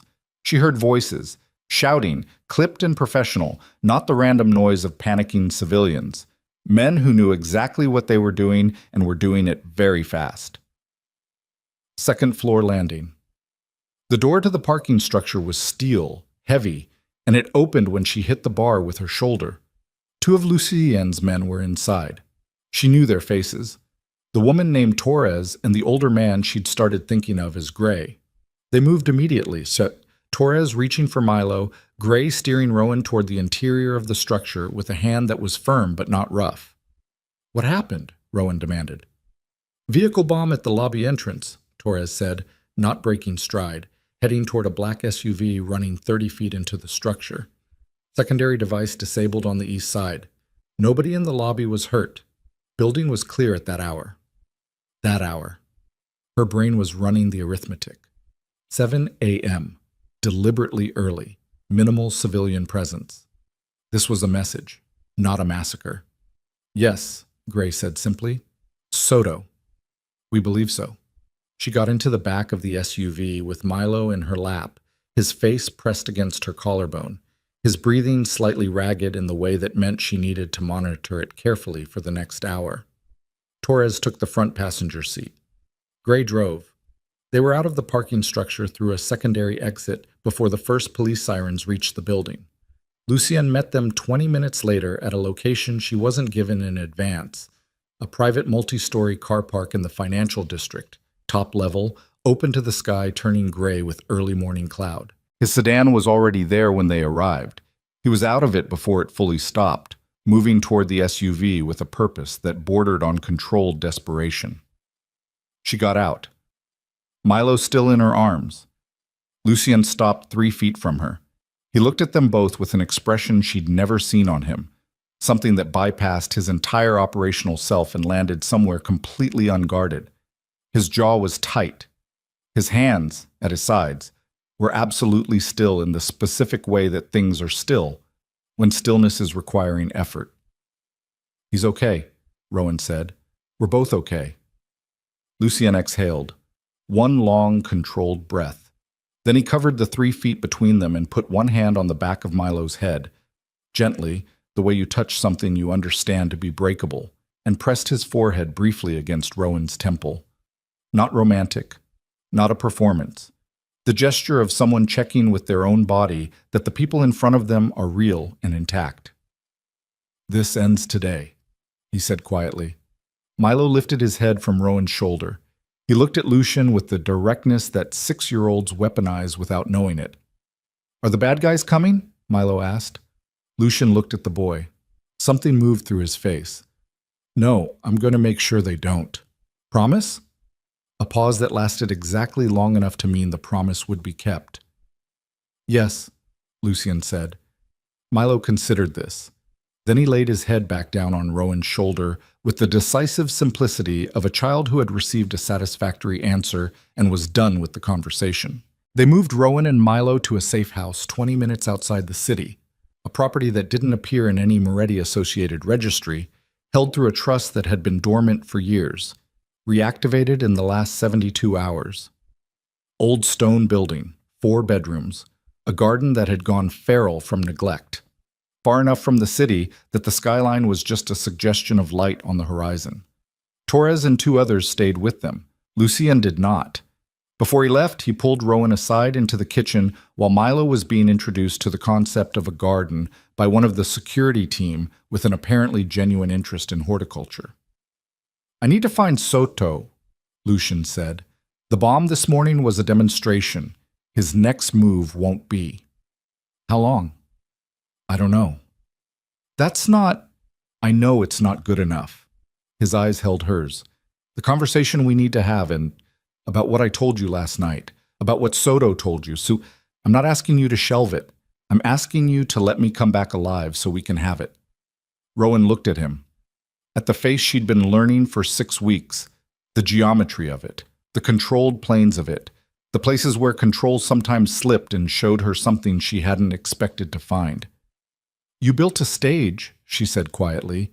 "You cast me without asking." "Yes." "And now you're asking me to wait while you go do dangerous things with information I'm not allowed to have." "Yes." "I hate that." She held his gaze. "I hate all of it." "I know." "Come back." He left. Rowan stood in the kitchen of a safe house in the middle of nowhere and listened to Milo outside discovering something in the garden that was making him laugh. That specific full-body laugh he did, the one that came from somewhere below language. And she pressed both hands flat on the cold stone countertop and told herself that she had survived every terrible thing her life had thrown at her so far by staying very clear-headed, and she was going to stay clear-headed now. She was not clear-headed, but she stayed functional, which was close enough. The intelligence came in fragments over the following hours, relayed through Torres in careful, edited summaries that told Rowan enough to understand the shape of things without every detail. Soto was operating from a location in the industrial waterfront district, a converted facility from Blackwater's manufacturing era, the kind of building that appeared in city zoning records as dormant storage but had been quietly active for months. 8 months, she understood. Since Soto left the syndicate in February and began building his counter-operation with 17 men and a level of institutional knowledge that made him the most dangerous kind of adversary. One who had learned everything he knew from the person he intended to destroy. At 2 in the afternoon, Luciani's team made their approach. Rowan knew the approximate timing because Torres's posture changed, something subtle, a fractional shift in attentiveness that told her communications were flowing more frequently through the earpiece Torres thought she was being discreet about. She sat at the kitchen table with Milo's nebulizer within reach and played a game involving small stones from the garden that Milo had invented with rules that appeared to shift in his favor at key moments. She let him win because watching him completely absorbed in something ordinary was the only thing keeping her from the specific low-frequency dread that had been running underneath everything since the explosion. Torres came to the kitchen doorway at 2:47. "There's a complication," Torres said. Rowan looked up. "What kind?" "The facility had a secondary team we didn't account for. There's been an engagement. Our people are managing it, but—" Torres stopped, a flicker of something through her professional composure. "Lucien is requesting you on comms." Rowan was out of the chair before the sentence finished. Torres handed her the earpiece in the hallway, away from Milo, who was now rearranging his stones with the focused energy of a general reformulating a strategy. "I'm here," Rowan said. Static. Then, "Rowan," Lucien A's voice, strained in a way she'd never heard, compressed, the voice of someone maintaining function through an effort she could physically feel through the receiver. "We have a situation. Tell me." He moved faster than we anticipated. He's not at the waterfront facility. The waterfront was a decoy. He has been at the school location for the past 4 hours. Her blood went somewhere else. Completely. Pooled in some place below her heart. "Milo's not at school," she said carefully. "I pulled him out. He's here. He's with me." "I know. But Mrs. Castillo is at home, and Soto's men have been in her apartment for—" A sound in the background, something crashing. Lucien's breathing shifted. "They're using her as leverage. They want a trade." "A trade." "Me." His voice was absolutely flat. "Soto wants me at a specific location in 2 hours. Alone. Verifiable alone. If I don't appear, Mrs. Castillo—" "She's 81 years old," Rowan said. Her voice was shaking, the first time it had shaken all day. "She watches television and makes rice, and she's never hurt—" "I know." "Lucien, I'm going." His voice left no space for argument. Rowan, I'm not going to let an 81-year-old woman—" "It's a trap. You know that. You walk in there alone, you don't walk out." "That's a possibility I'm choosing to accept." "Don't." The word came out raw and forceful, and she didn't try to control it. "Don't you dare make that choice while I'm on this phone. Think. There has to be another—" "I've thought." His voice was very quiet now. Something she recognized from the night he'd told her about Elena. The particular quiet of a decision that had already been made at a level below reason. "Rowan, listen to me." "No." "Listen." Not commanding, asking. "The transition files. The legitimate business networks. Everything is set up to operate without me if necessary. Vincent has authorization codes. Torres knows the legal contacts. You and Milo will have—" "Stop it!" Her voice broke on the second word. She didn't try to hide it. "Stop talking like that. Stop arranging things and come up with a different plan." A silence. She could hear him breathing, could hear other sounds behind him. Movement, voices. The operational texture of men preparing for something they understood might go badly. "Soto told you I constructed everything," Lucien said quietly. "He was right. I built the approach. I set the stage. I arranged the variables." A pause. "But there is no arrangement that makes what I feel for you and that boy a strategy. There is no version of this where I built a mechanism that accidentally taught me what I was missing." His voice was barely above a whisper. "The calluses on your fingers. The way you played in the dark when you thought Milo was sleeping. The fact that you told a woman in a hallway which stairwell to use while you were carrying your son and managing your own terror without making a sound." Her hand was pressed over her mouth. "That is not something I designed," he said. The 2-hour window Soto had given was running. She could hear it in the way Lucien's team moved in the background. The compression of limited time entering its final phase. Don't go alone, she said. I have to. Then take something with you. She thought fast, hard and fast and clear, because the clarity that had been eluding her since the explosion in the lobby was suddenly available. The specific cold clarity that arrives when the stakes crystallize into a single point. Take Torres. Not visible, not close, but there. Soto will verify what he can see. He can't verify everything. She heard Torres shift in the hallway. The woman was listening. Torres, can you run counter-surveillance on Soto's location without being detected? Torres looked at her for a beat, then took the earpiece back and spoke into it directly. A technical exchange followed, fast and precise, that Rowan only partially followed. When Torres handed the earpiece back, something in her posture had changed. He's agreeing to it, Torres said quietly. Rowan put the earpiece back in. Lucien, I hear you. Come back. His breath shifted on the line, a slight change, the only tell. Working on it, he said. The next 90 minutes were the longest of Rowan's life, which was a significant claim given competitive prior entries. She sat in the kitchen of the safe house with Milo asleep against her arm on the sofa, his chest rising and falling with its faintly imperfect rhythm, and watched Torres manage communications from the doorway with a focus so absolute it had its own gravitational field. She didn't pray. She did the thing she always did when things were outside her control. She reduced her world to the smallest possible unit of management. Milo's breathing, the temperature of the room, whether the nebulizer was within reach, the here, the now, the only things her hands could actually touch. At 4:17, Torres said, "They have Soto." Rowan looked up. "Mrs. Castillo is secure. She's upset but physically unharmed."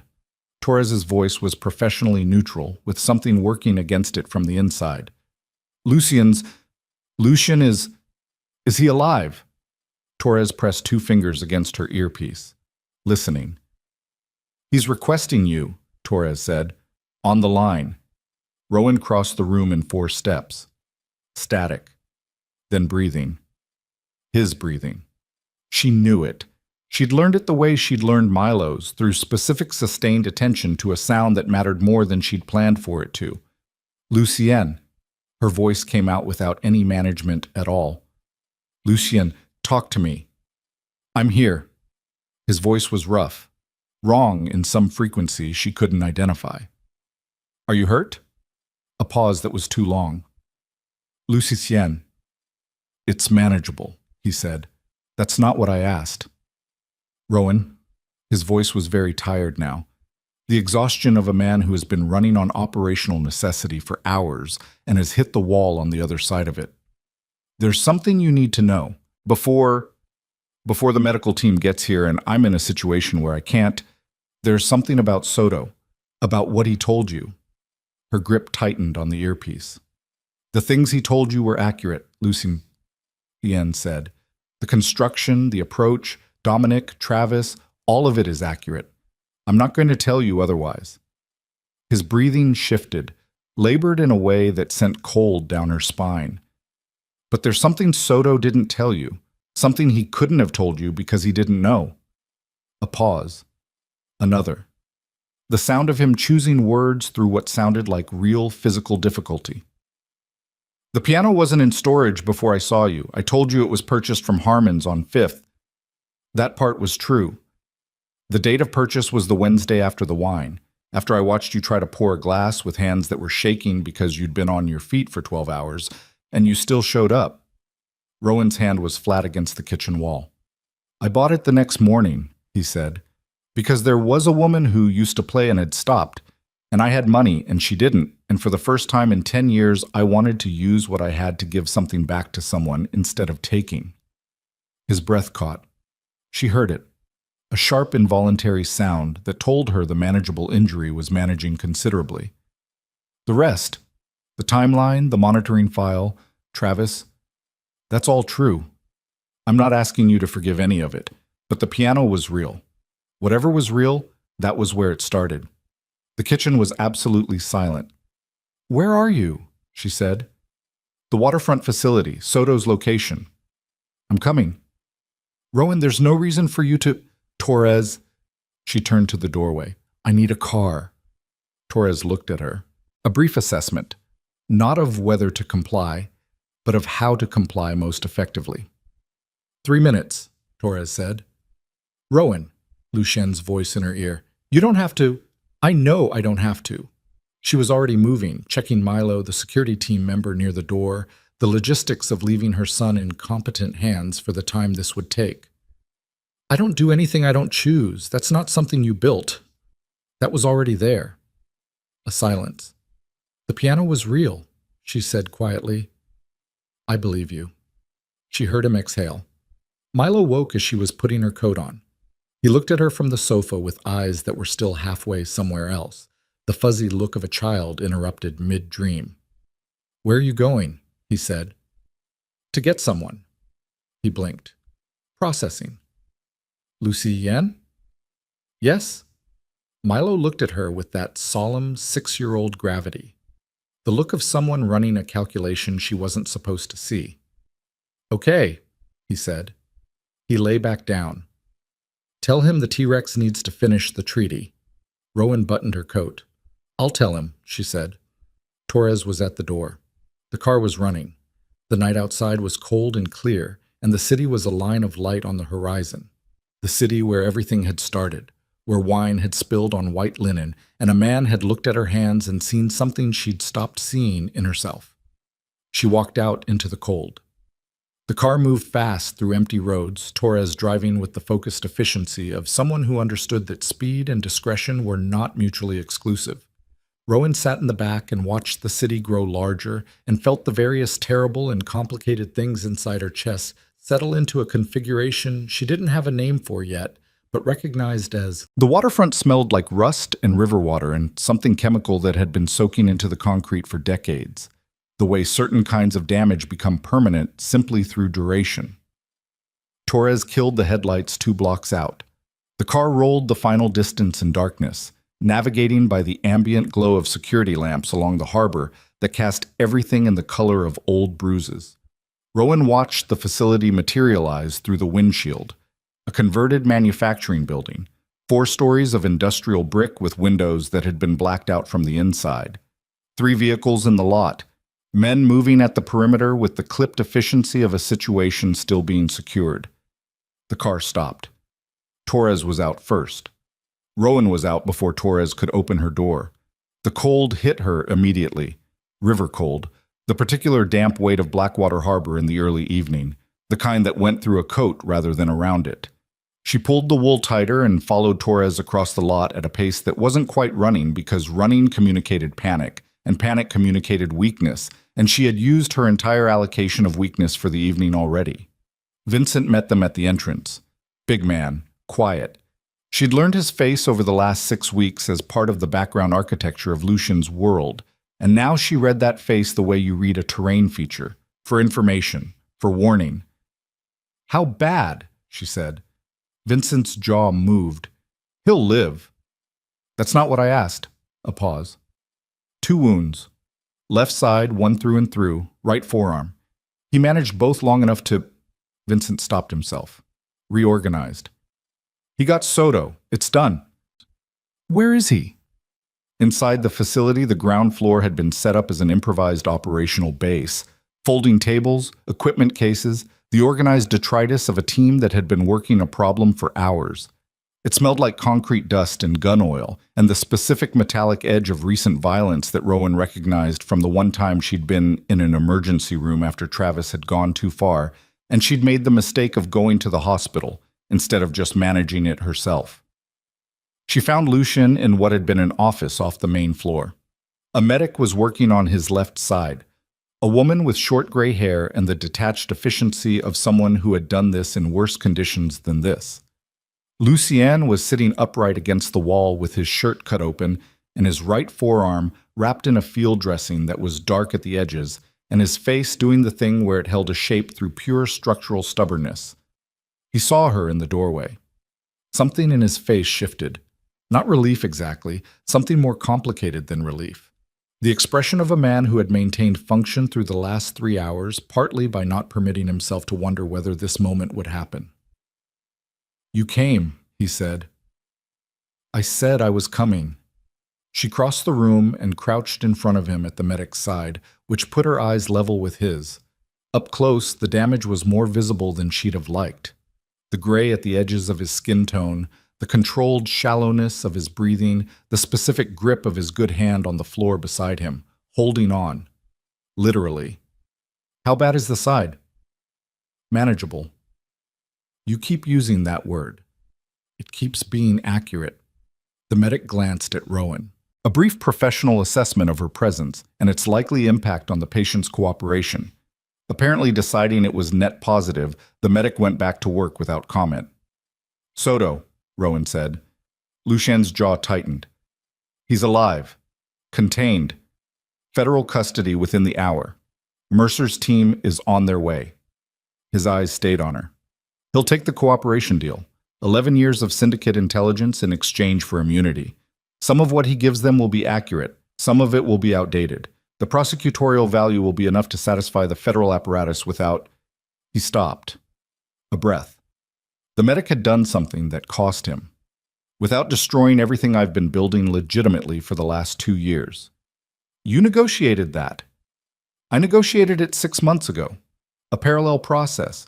Mercer's investigation, the federal interest in Soto's cooperation, my transition timeline. I've been managing all three simultaneously. His voice was tired now. The exhaustion no longer held at bay by operational necessity. I should have told you. All of it. From the beginning. Rowan looked at him. At the man who had constructed an elaborate approach to enter her life, and somewhere inside the construction had lost the ability to distinguish the map from the territory. You should have, she said. I know. Knowing that doesn't make it clean. No. I'm still angry. I know that too. She stayed crouched in front of him. The medic worked.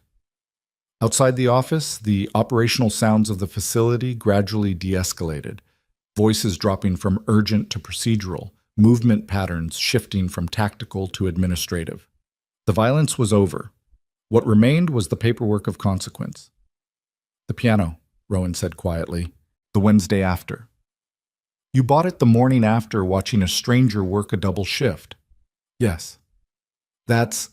She stopped. That's either the most unhinged thing I've ever heard or the most honest. Probably both. She looked at his hands. The right one, wrapped and immobilized. The left, resting on his knee with the particular careful stillness of someone managing pain through attention. These were the same hands that had organized $12 pasta sauce and sat across from her in a restaurant that didn't post prices and held hers in the dark on her sofa. The same hands in Mercer's photographs. The same hands that had done whatever they'd done in this building 2 hours ago to end this particular chapter. She put her hand on top of his left one. His fingers moved under hers. Held on. The same as before. Milo says the T-Rex needs to finish the treaty, she said. A sound came out of Lucien that she hadn't heard before, low and brief and helpless. Not quite a laugh, but using the same muscles. It cost him something in his left side, and he went briefly rigid and then carefully released. Tell him the T-Rex will be there, he said. The medic declared the situation stable with the brisk satisfaction of someone whose professional standards had been met under suboptimal conditions. A hospital was strongly recommended. Lucien agreed to it with less argument than Rowan had anticipated, which told her the wounds were on the further end of manageable than he'd admitted. She rode with him in the vehicle to the private medical facility on the west side. Not a hospital exactly, the kind of place that handled situations that required discretion alongside competence. She sat beside the stretcher and kept her hand on his arm, not because he needed the reassurance, but because she needed the confirmation of his pulse available to her fingers. Steady, present, unambiguous. He slept for a while, or something close to sleep. The suspended state of a body that has been pushed past its operational parameters and is now collecting the debt. She watched his face in the low interior light of the vehicle and thought about construction, about stages and scripts, and the difference between a plan executed and a feeling grown from the unexpected space inside one. She thought about herself at 28, alone in a city with a 2-year-old and a broken zipper and the arithmetic that never balanced, teaching herself to stop flinching when a door slammed by sheer repetition of surviving the flinch. She thought about the piano. Wednesday morning. A man she'd never spoken to making a decision in a store on Fifth Street with whatever fragment of himself hadn't yet been converted entirely to strategy. She wasn't ready to forgive everything. She knew that clearly. The forgiveness that mattered, the kind that didn't paper over things but actually processed them, turned them into something you could carry without it killing your posture. That was months of work, maybe years. Travis had taken 3 years to fully evacuate from her nervous system. And Travis hadn't done anything as intimate as what Lucien had done, which was see her clearly and want her specifically, and then build an entire architecture to get close to her rather than simply walking up and introducing himself like a person. That was going to take time, but she was here. She was here because the piano had been Wednesday morning, and she believed him, and because of the T-Rex's territorial interests, and because Milo had said okay with the complete simplicity of a child who had already made his assessment and submitted his verdict and was done deliberating. She was here because she was a woman who put one foot in front of the other, and that was the whole job, and tonight the foot went here. Mrs. Castillo was unharmed. Rowan confirmed this herself at 9 in the evening, sitting at the old woman's kitchen table in apartment 5B while Mrs. Castillo made tea with the stubborn hospitality of someone who processed trauma through feeding people. Shaken, yes. Angry, considerably. She expressed this in a sustained combination of English and Spanish that Rowan followed at about 70% comprehension and which was entirely deserved. 2 of Soto's men had been in her apartment for 4 hours. And she had spent those 4 hours refusing to show them fear, which was the most Mrs. Castillo thing Rowan could imagine. I told them my husband was a longshoreman for 40 years, Mrs. Castillo said, pouring tea with a hand that only trembled slightly. I told them I've been threatened by professionals. They didn't know what to do with me. I'm so sorry, Rowan said. I'm so sorry you were caught in this. You didn't put me in it. Mrs. Castillo set the teapot down and looked at Rowan with the specific clarity of someone who has lived long enough to see around corners. The man who sent them put me in it, and I understand he has been dealt with. Yes? Good. She sat down across from Rowan. And the other man? Your man.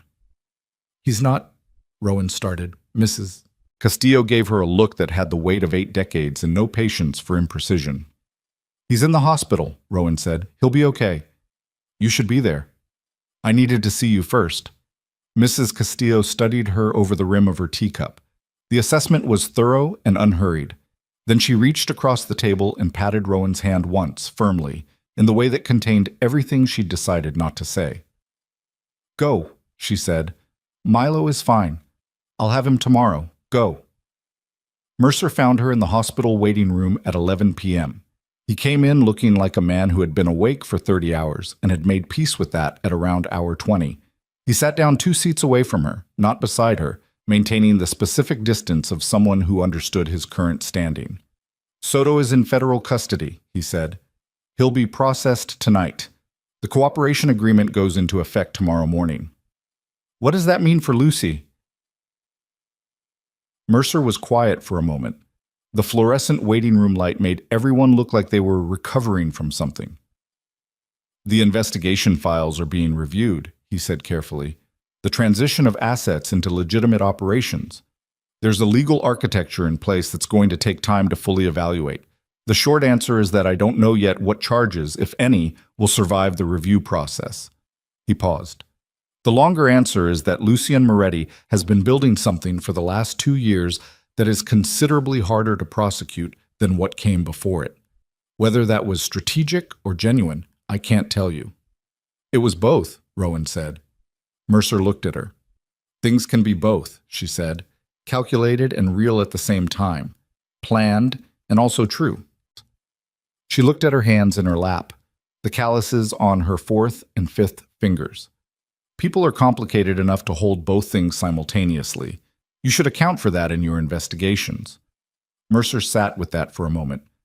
You should know, he said, that my office is aware of the manner in which you entered Moretti's orbit. The documented approach. Dominic Ferrar's cooperation. The Kane encounter. He paused. You're not a person of interest in any active investigation. You weren't complicit in anything. The file is closed on your name." Rowan nodded. She'd expected this somewhere in the back of her mind. The other shoe she'd been waiting for now landed softly instead of the way she'd feared. "Thank you," she said. "Don't thank me." Mercer stood up. He looked tired in a way that went past the 30 hours, down into something structural. "I've been chasing Lucian Moretti for 4 years.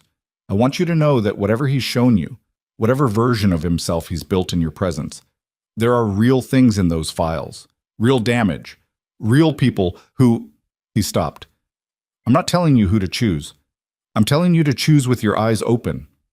"They're open," Rowan said. He left. She sat in the waiting room with her eyes open and thought about real damage and real people and the photographs in the manila envelope and the man on the floor with dinosaurs and the piano on Wednesday morning. She held all of it together, the full weight, without trying to select the parts that were easier to carry. Her eyes were open. She was choosing. They let her in at 1 in the morning. The room was small and hospital quiet, that specific institutional silence that is the absence of urgency, the sound of things being monitored and held stable. Lucienne was awake. She could see that from the door, lying still in the way of a man who had been told to lie still and was complying through discipline rather than necessity, his face turned toward the window showing the city outside at its quietest hour. He heard her come in, turned his head. Neither of them spoke for a moment. The room held the space. She pulled the chair close to the bed and sat down and looked at him, and he looked at her, and the full accounting of the last 6 weeks, everything constructed and everything real and everything that existed in the complicated territory between, was present in the room without needing to be enumerated. "Mercer came," she said. "I know. You know because someone told you, or you know because you arranged it." "Someone told me. That one wasn't arranged." A pause. "How is she?" "Furious and completely fine. She made me drink tea." Something moved across his face. "She made my men uncomfortable for 4 hours." Soto's people reported back that they couldn't identify a psychological pressure point. "Because she doesn't have one," Rowan said. "She's been alive for 81 years. She's run out of things to be afraid of." "I want to be that when I grow up," Lucichin said. Rowan looked at him, at the man in the hospital bed who had just said something wry and tired and completely unguarded, with no management around it, no construction, just a man in a room at 1 in the morning saying a true thing to a person he wanted to tell it to. "Lucienne." She leaned forward, elbows on knees. "I need to tell you something, and I need you to hear it without responding immediately. Can you do that?" He held her gaze. "Yes." "What you did, the construction, Travis, Dominic, the monitoring files, I'm not going to tell you it was okay. It wasn't. It was a violation of something fundamental, of my ability to make an informed decision about my own life and Milo's life. And I need you to understand that I am not someone who lets things like that slide because the person responsible is compelling or because the outcome turned out to be something I didn't expect to want." She kept her voice level, factual, the voice she used for arithmetic that didn't balance. "I've spent 6 years making sure that Milo and I have a life built on things that are real. Every piece of it is real, ugly and difficult and real. I don't have room for a foundation that was constructed without my knowledge." Lucienne was very still. "So here's what happens," she said. "You are going to heal. And when you are healed, you and I are going to have every conversation that we should have had before any of this. Honestly, completely, with every piece of information on the table. Not managed, not strategic, everything." She held his gaze. "And I'm going to decide with all of that in front of me what I want. Not what makes sense, not what's safe, not what I can defend to Mercer or a jury or Mrs. Castillo. What I want. And you're going to accept that decision, whatever it is, without building another stage around it." A long silence. "Yes," he said. "I'm not finished." He waited. "The piano was real," she said. "I know it was real. I believe you about Wednesday morning." She looked at her hands, the calluses, the evidence of a life before this one, that she'd packed away and stopped counting on. You gave me back something I'd stopped expecting to have. That matters to me. I'm not going to pretend it doesn't, because being honest about it feels dangerous. She looked up. Everything about this feels dangerous. That doesn't mean it's wrong. It means it costs something. Lucian watched her with that expression she'd stopped trying to categorize. The one that was adequate for nothing because it contained too many things simultaneously. What does it cost you? He said quietly. Certainty, she said. The kind I'd built my life on. The kind where I knew exactly what I had and what I didn't have, and I didn't risk things I couldn't afford to lose. She exhaled slowly. I can't afford to lose Milo's sense of safety, or Mrs. Castillo, or the version of myself that doesn't need saving. I know. Do you understand what I'm saying? I am not someone who needs saving. I was surviving before you arrived. I would have gone on surviving. Yes. His voice was careful and certain. I know that. I knew that the third Saturday. That was what I was watching. He paused. I didn't arrive because you needed saving. I arrived because I needed to be near someone who survived the way you survived, because I'd forgotten what that looked like. The room was very quiet. Outside, Blackwater City moved through its smallest hours. The shift between the last people going home and the first people starting their days, the gap between one version of the world and the next. Rest, Rowan said finally. Stay. She looked at the chair, at the man in the bed, at the window showing the city they'd both been navigating, separately and then colliding, for longer than either of them had known. She stayed. She slept in the chair with her hand on the bed rail and woke at 6 to gray light coming through the window and the sound of the hospital starting its morning routines around them. Lucian was watching her when she opened her eyes. You snore, he said. I do not. Slightly. That's the ventilation system. It follows your breathing patterns. She looked at him. At the exhausted, damaged, careful face of him, the humor very small and very real moving through it.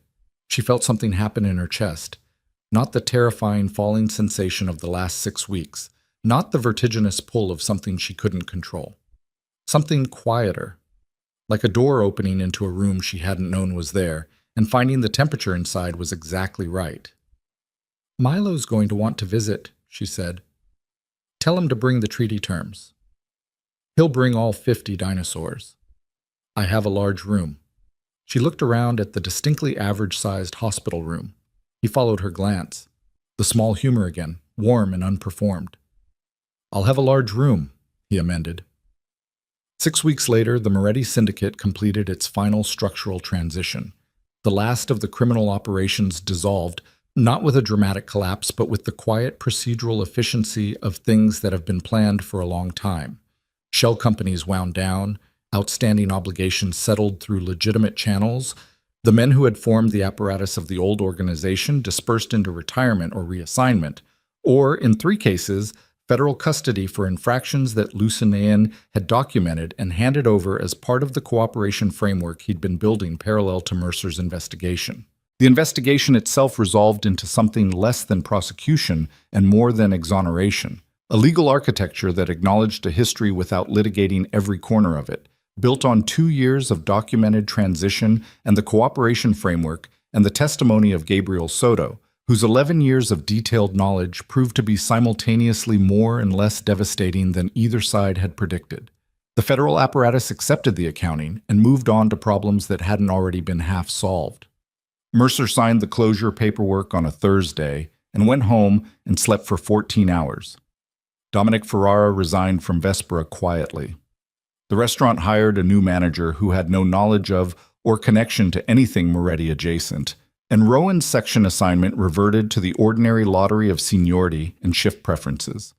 She kept working there for another 6 weeks before the Music Academy position was ready, and she poured wine without her hands shaking because they'd never really been shaking from fear of Lucian specifically. They'd been shaking from 12 hours on her feet and $92 in her account, and the weight of a life balanced on the edge of the next bill, and those particular variables had changed.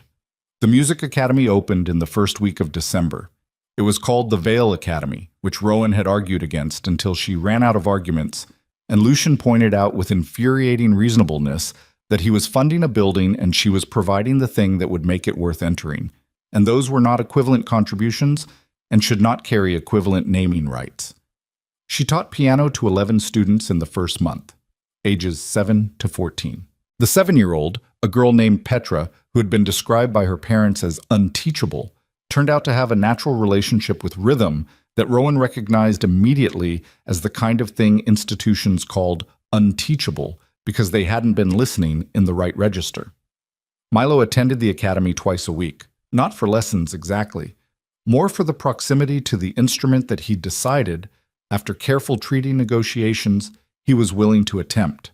His relationship with the piano was contentious and intermittently musical and completely his own.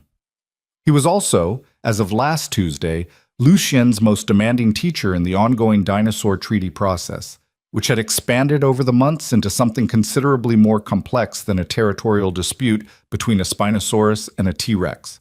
Rowan came home one afternoon to find Lucien lying on the living room floor with 11 dinosaurs arranged around him, and Milo standing over the arrangement with his arms crossed and an expression of profound prosecutorial intensity. "The Brachiosaurus can't have the mountain," Milo was explaining. "It would block the river. The T-Rex needs river access." "The Brachiosaurus was there first," Lucien said. He was lying completely flat, eye level with the plastic dinosaurs, maintaining the geographical argument with full seriousness. Prior claim. Prior claim doesn't matter if you're blocking resources.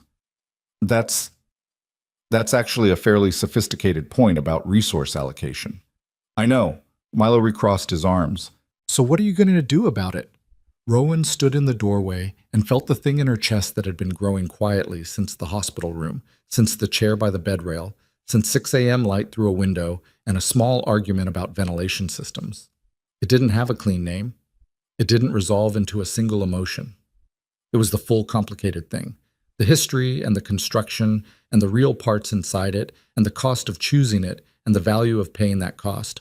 All of it at once, held without trying to simplify it. She'd had the conversations, all of them, over 3 months, incrementally, with everything on the table. She'd read the files Lucien had offered her access to him. Not all of them, enough. She'd asked the questions that had no comfortable answers and received the answers that had no comfortable framing and sat with the full picture until she could hold it steadily. She'd told him, sitting at the kitchen table one Sunday morning while Milo slept, that she understood who he'd been and believed in who he was trying to become and was willing to participate in that becoming without pretending the distance between the two was shorter than it was. He'd listened to all of it. He hadn't managed it or constructed a response around it. He'd sat with the full picture alongside her and said, "I know." And then, "I'm not asking you to forget the distance. I'm asking you to walk it with me."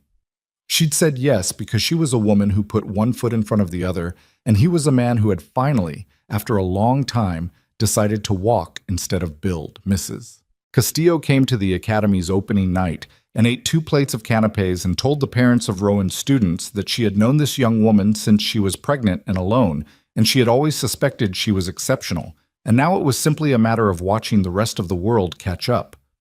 Rowan heard this secondhand from one of the other parents and stood in the hallway outside the recital room with her program in her hand and her eyes full and her composure temporarily suspended. Torres appeared beside her. The security was lighter now. 2 people, not 6, present in ways that were unobtrusive rather than architectural. Torres had transitioned with the organization into its legitimate operations and was now officially employed as a security consultant for the holding company that managed the academy's building, which was the most bureaucratically anodyne description of a situation Rowan had ever encountered. "You okay?" Torres said. "Yes." Rowan pressed the program against her chest and breathed. "Yes, I'm fine." "You're crying." "It's a recital. People cry at recitals."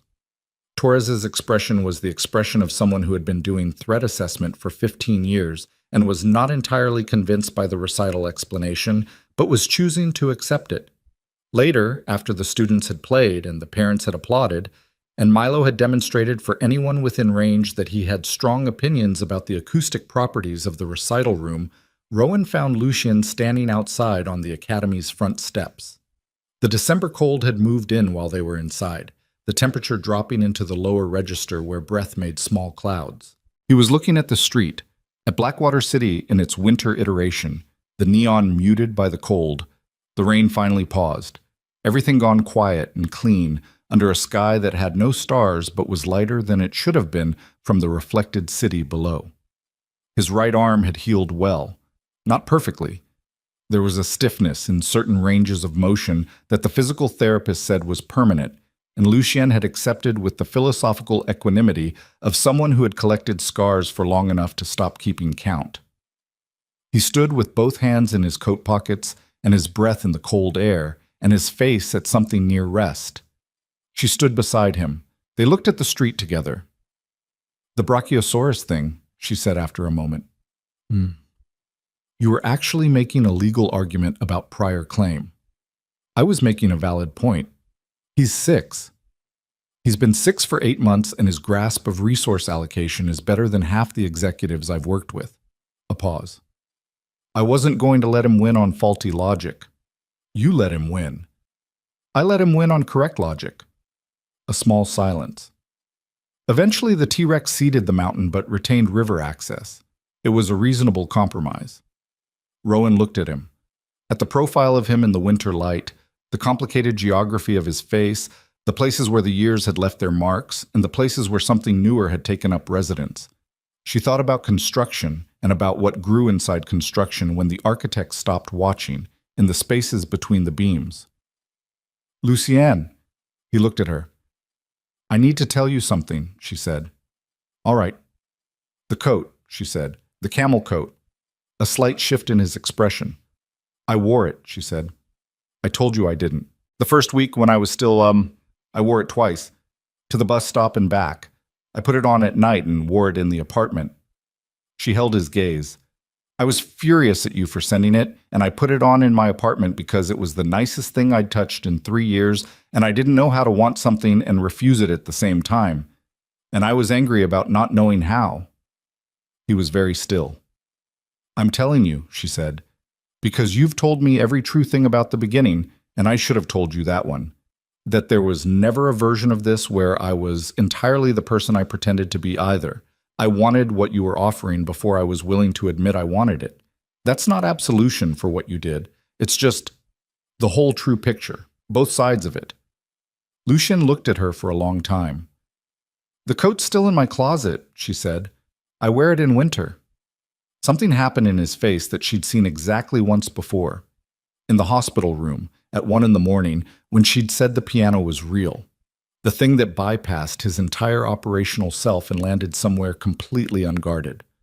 Wider open than she'd seen him. The face of a man who had been waiting, without letting himself know he was waiting, for the full true picture, and had just received it. He pulled his right hand out of his coat pocket. Held it out. She took it. They stood on the steps of the Vale Academy in the December cold, with the city going quietly about its business around them. And the lights inside the building where Milo was almost certainly reorganizing the dinosaur treaty on the recital room floor, and the weight of everything they'd cost each other and given each other balanced in the air between them like a note held past the point where it should have faded. Not resolved into something simple, not made clean, just held, both of them holding it together with their eyes open. Rowan leaned her head against his shoulder. Lucienne exhaled. One long, slow breath that carried the last of something he'd been holding for longer than 6 weeks, longer than the investigation, longer than the transition and the strategy and the stage he'd built around a woman whose calluses he'd seen across a restaurant and recognized as the evidence of a life lived honestly even when it cost everything. The city was quiet. Somewhere inside, Milo began to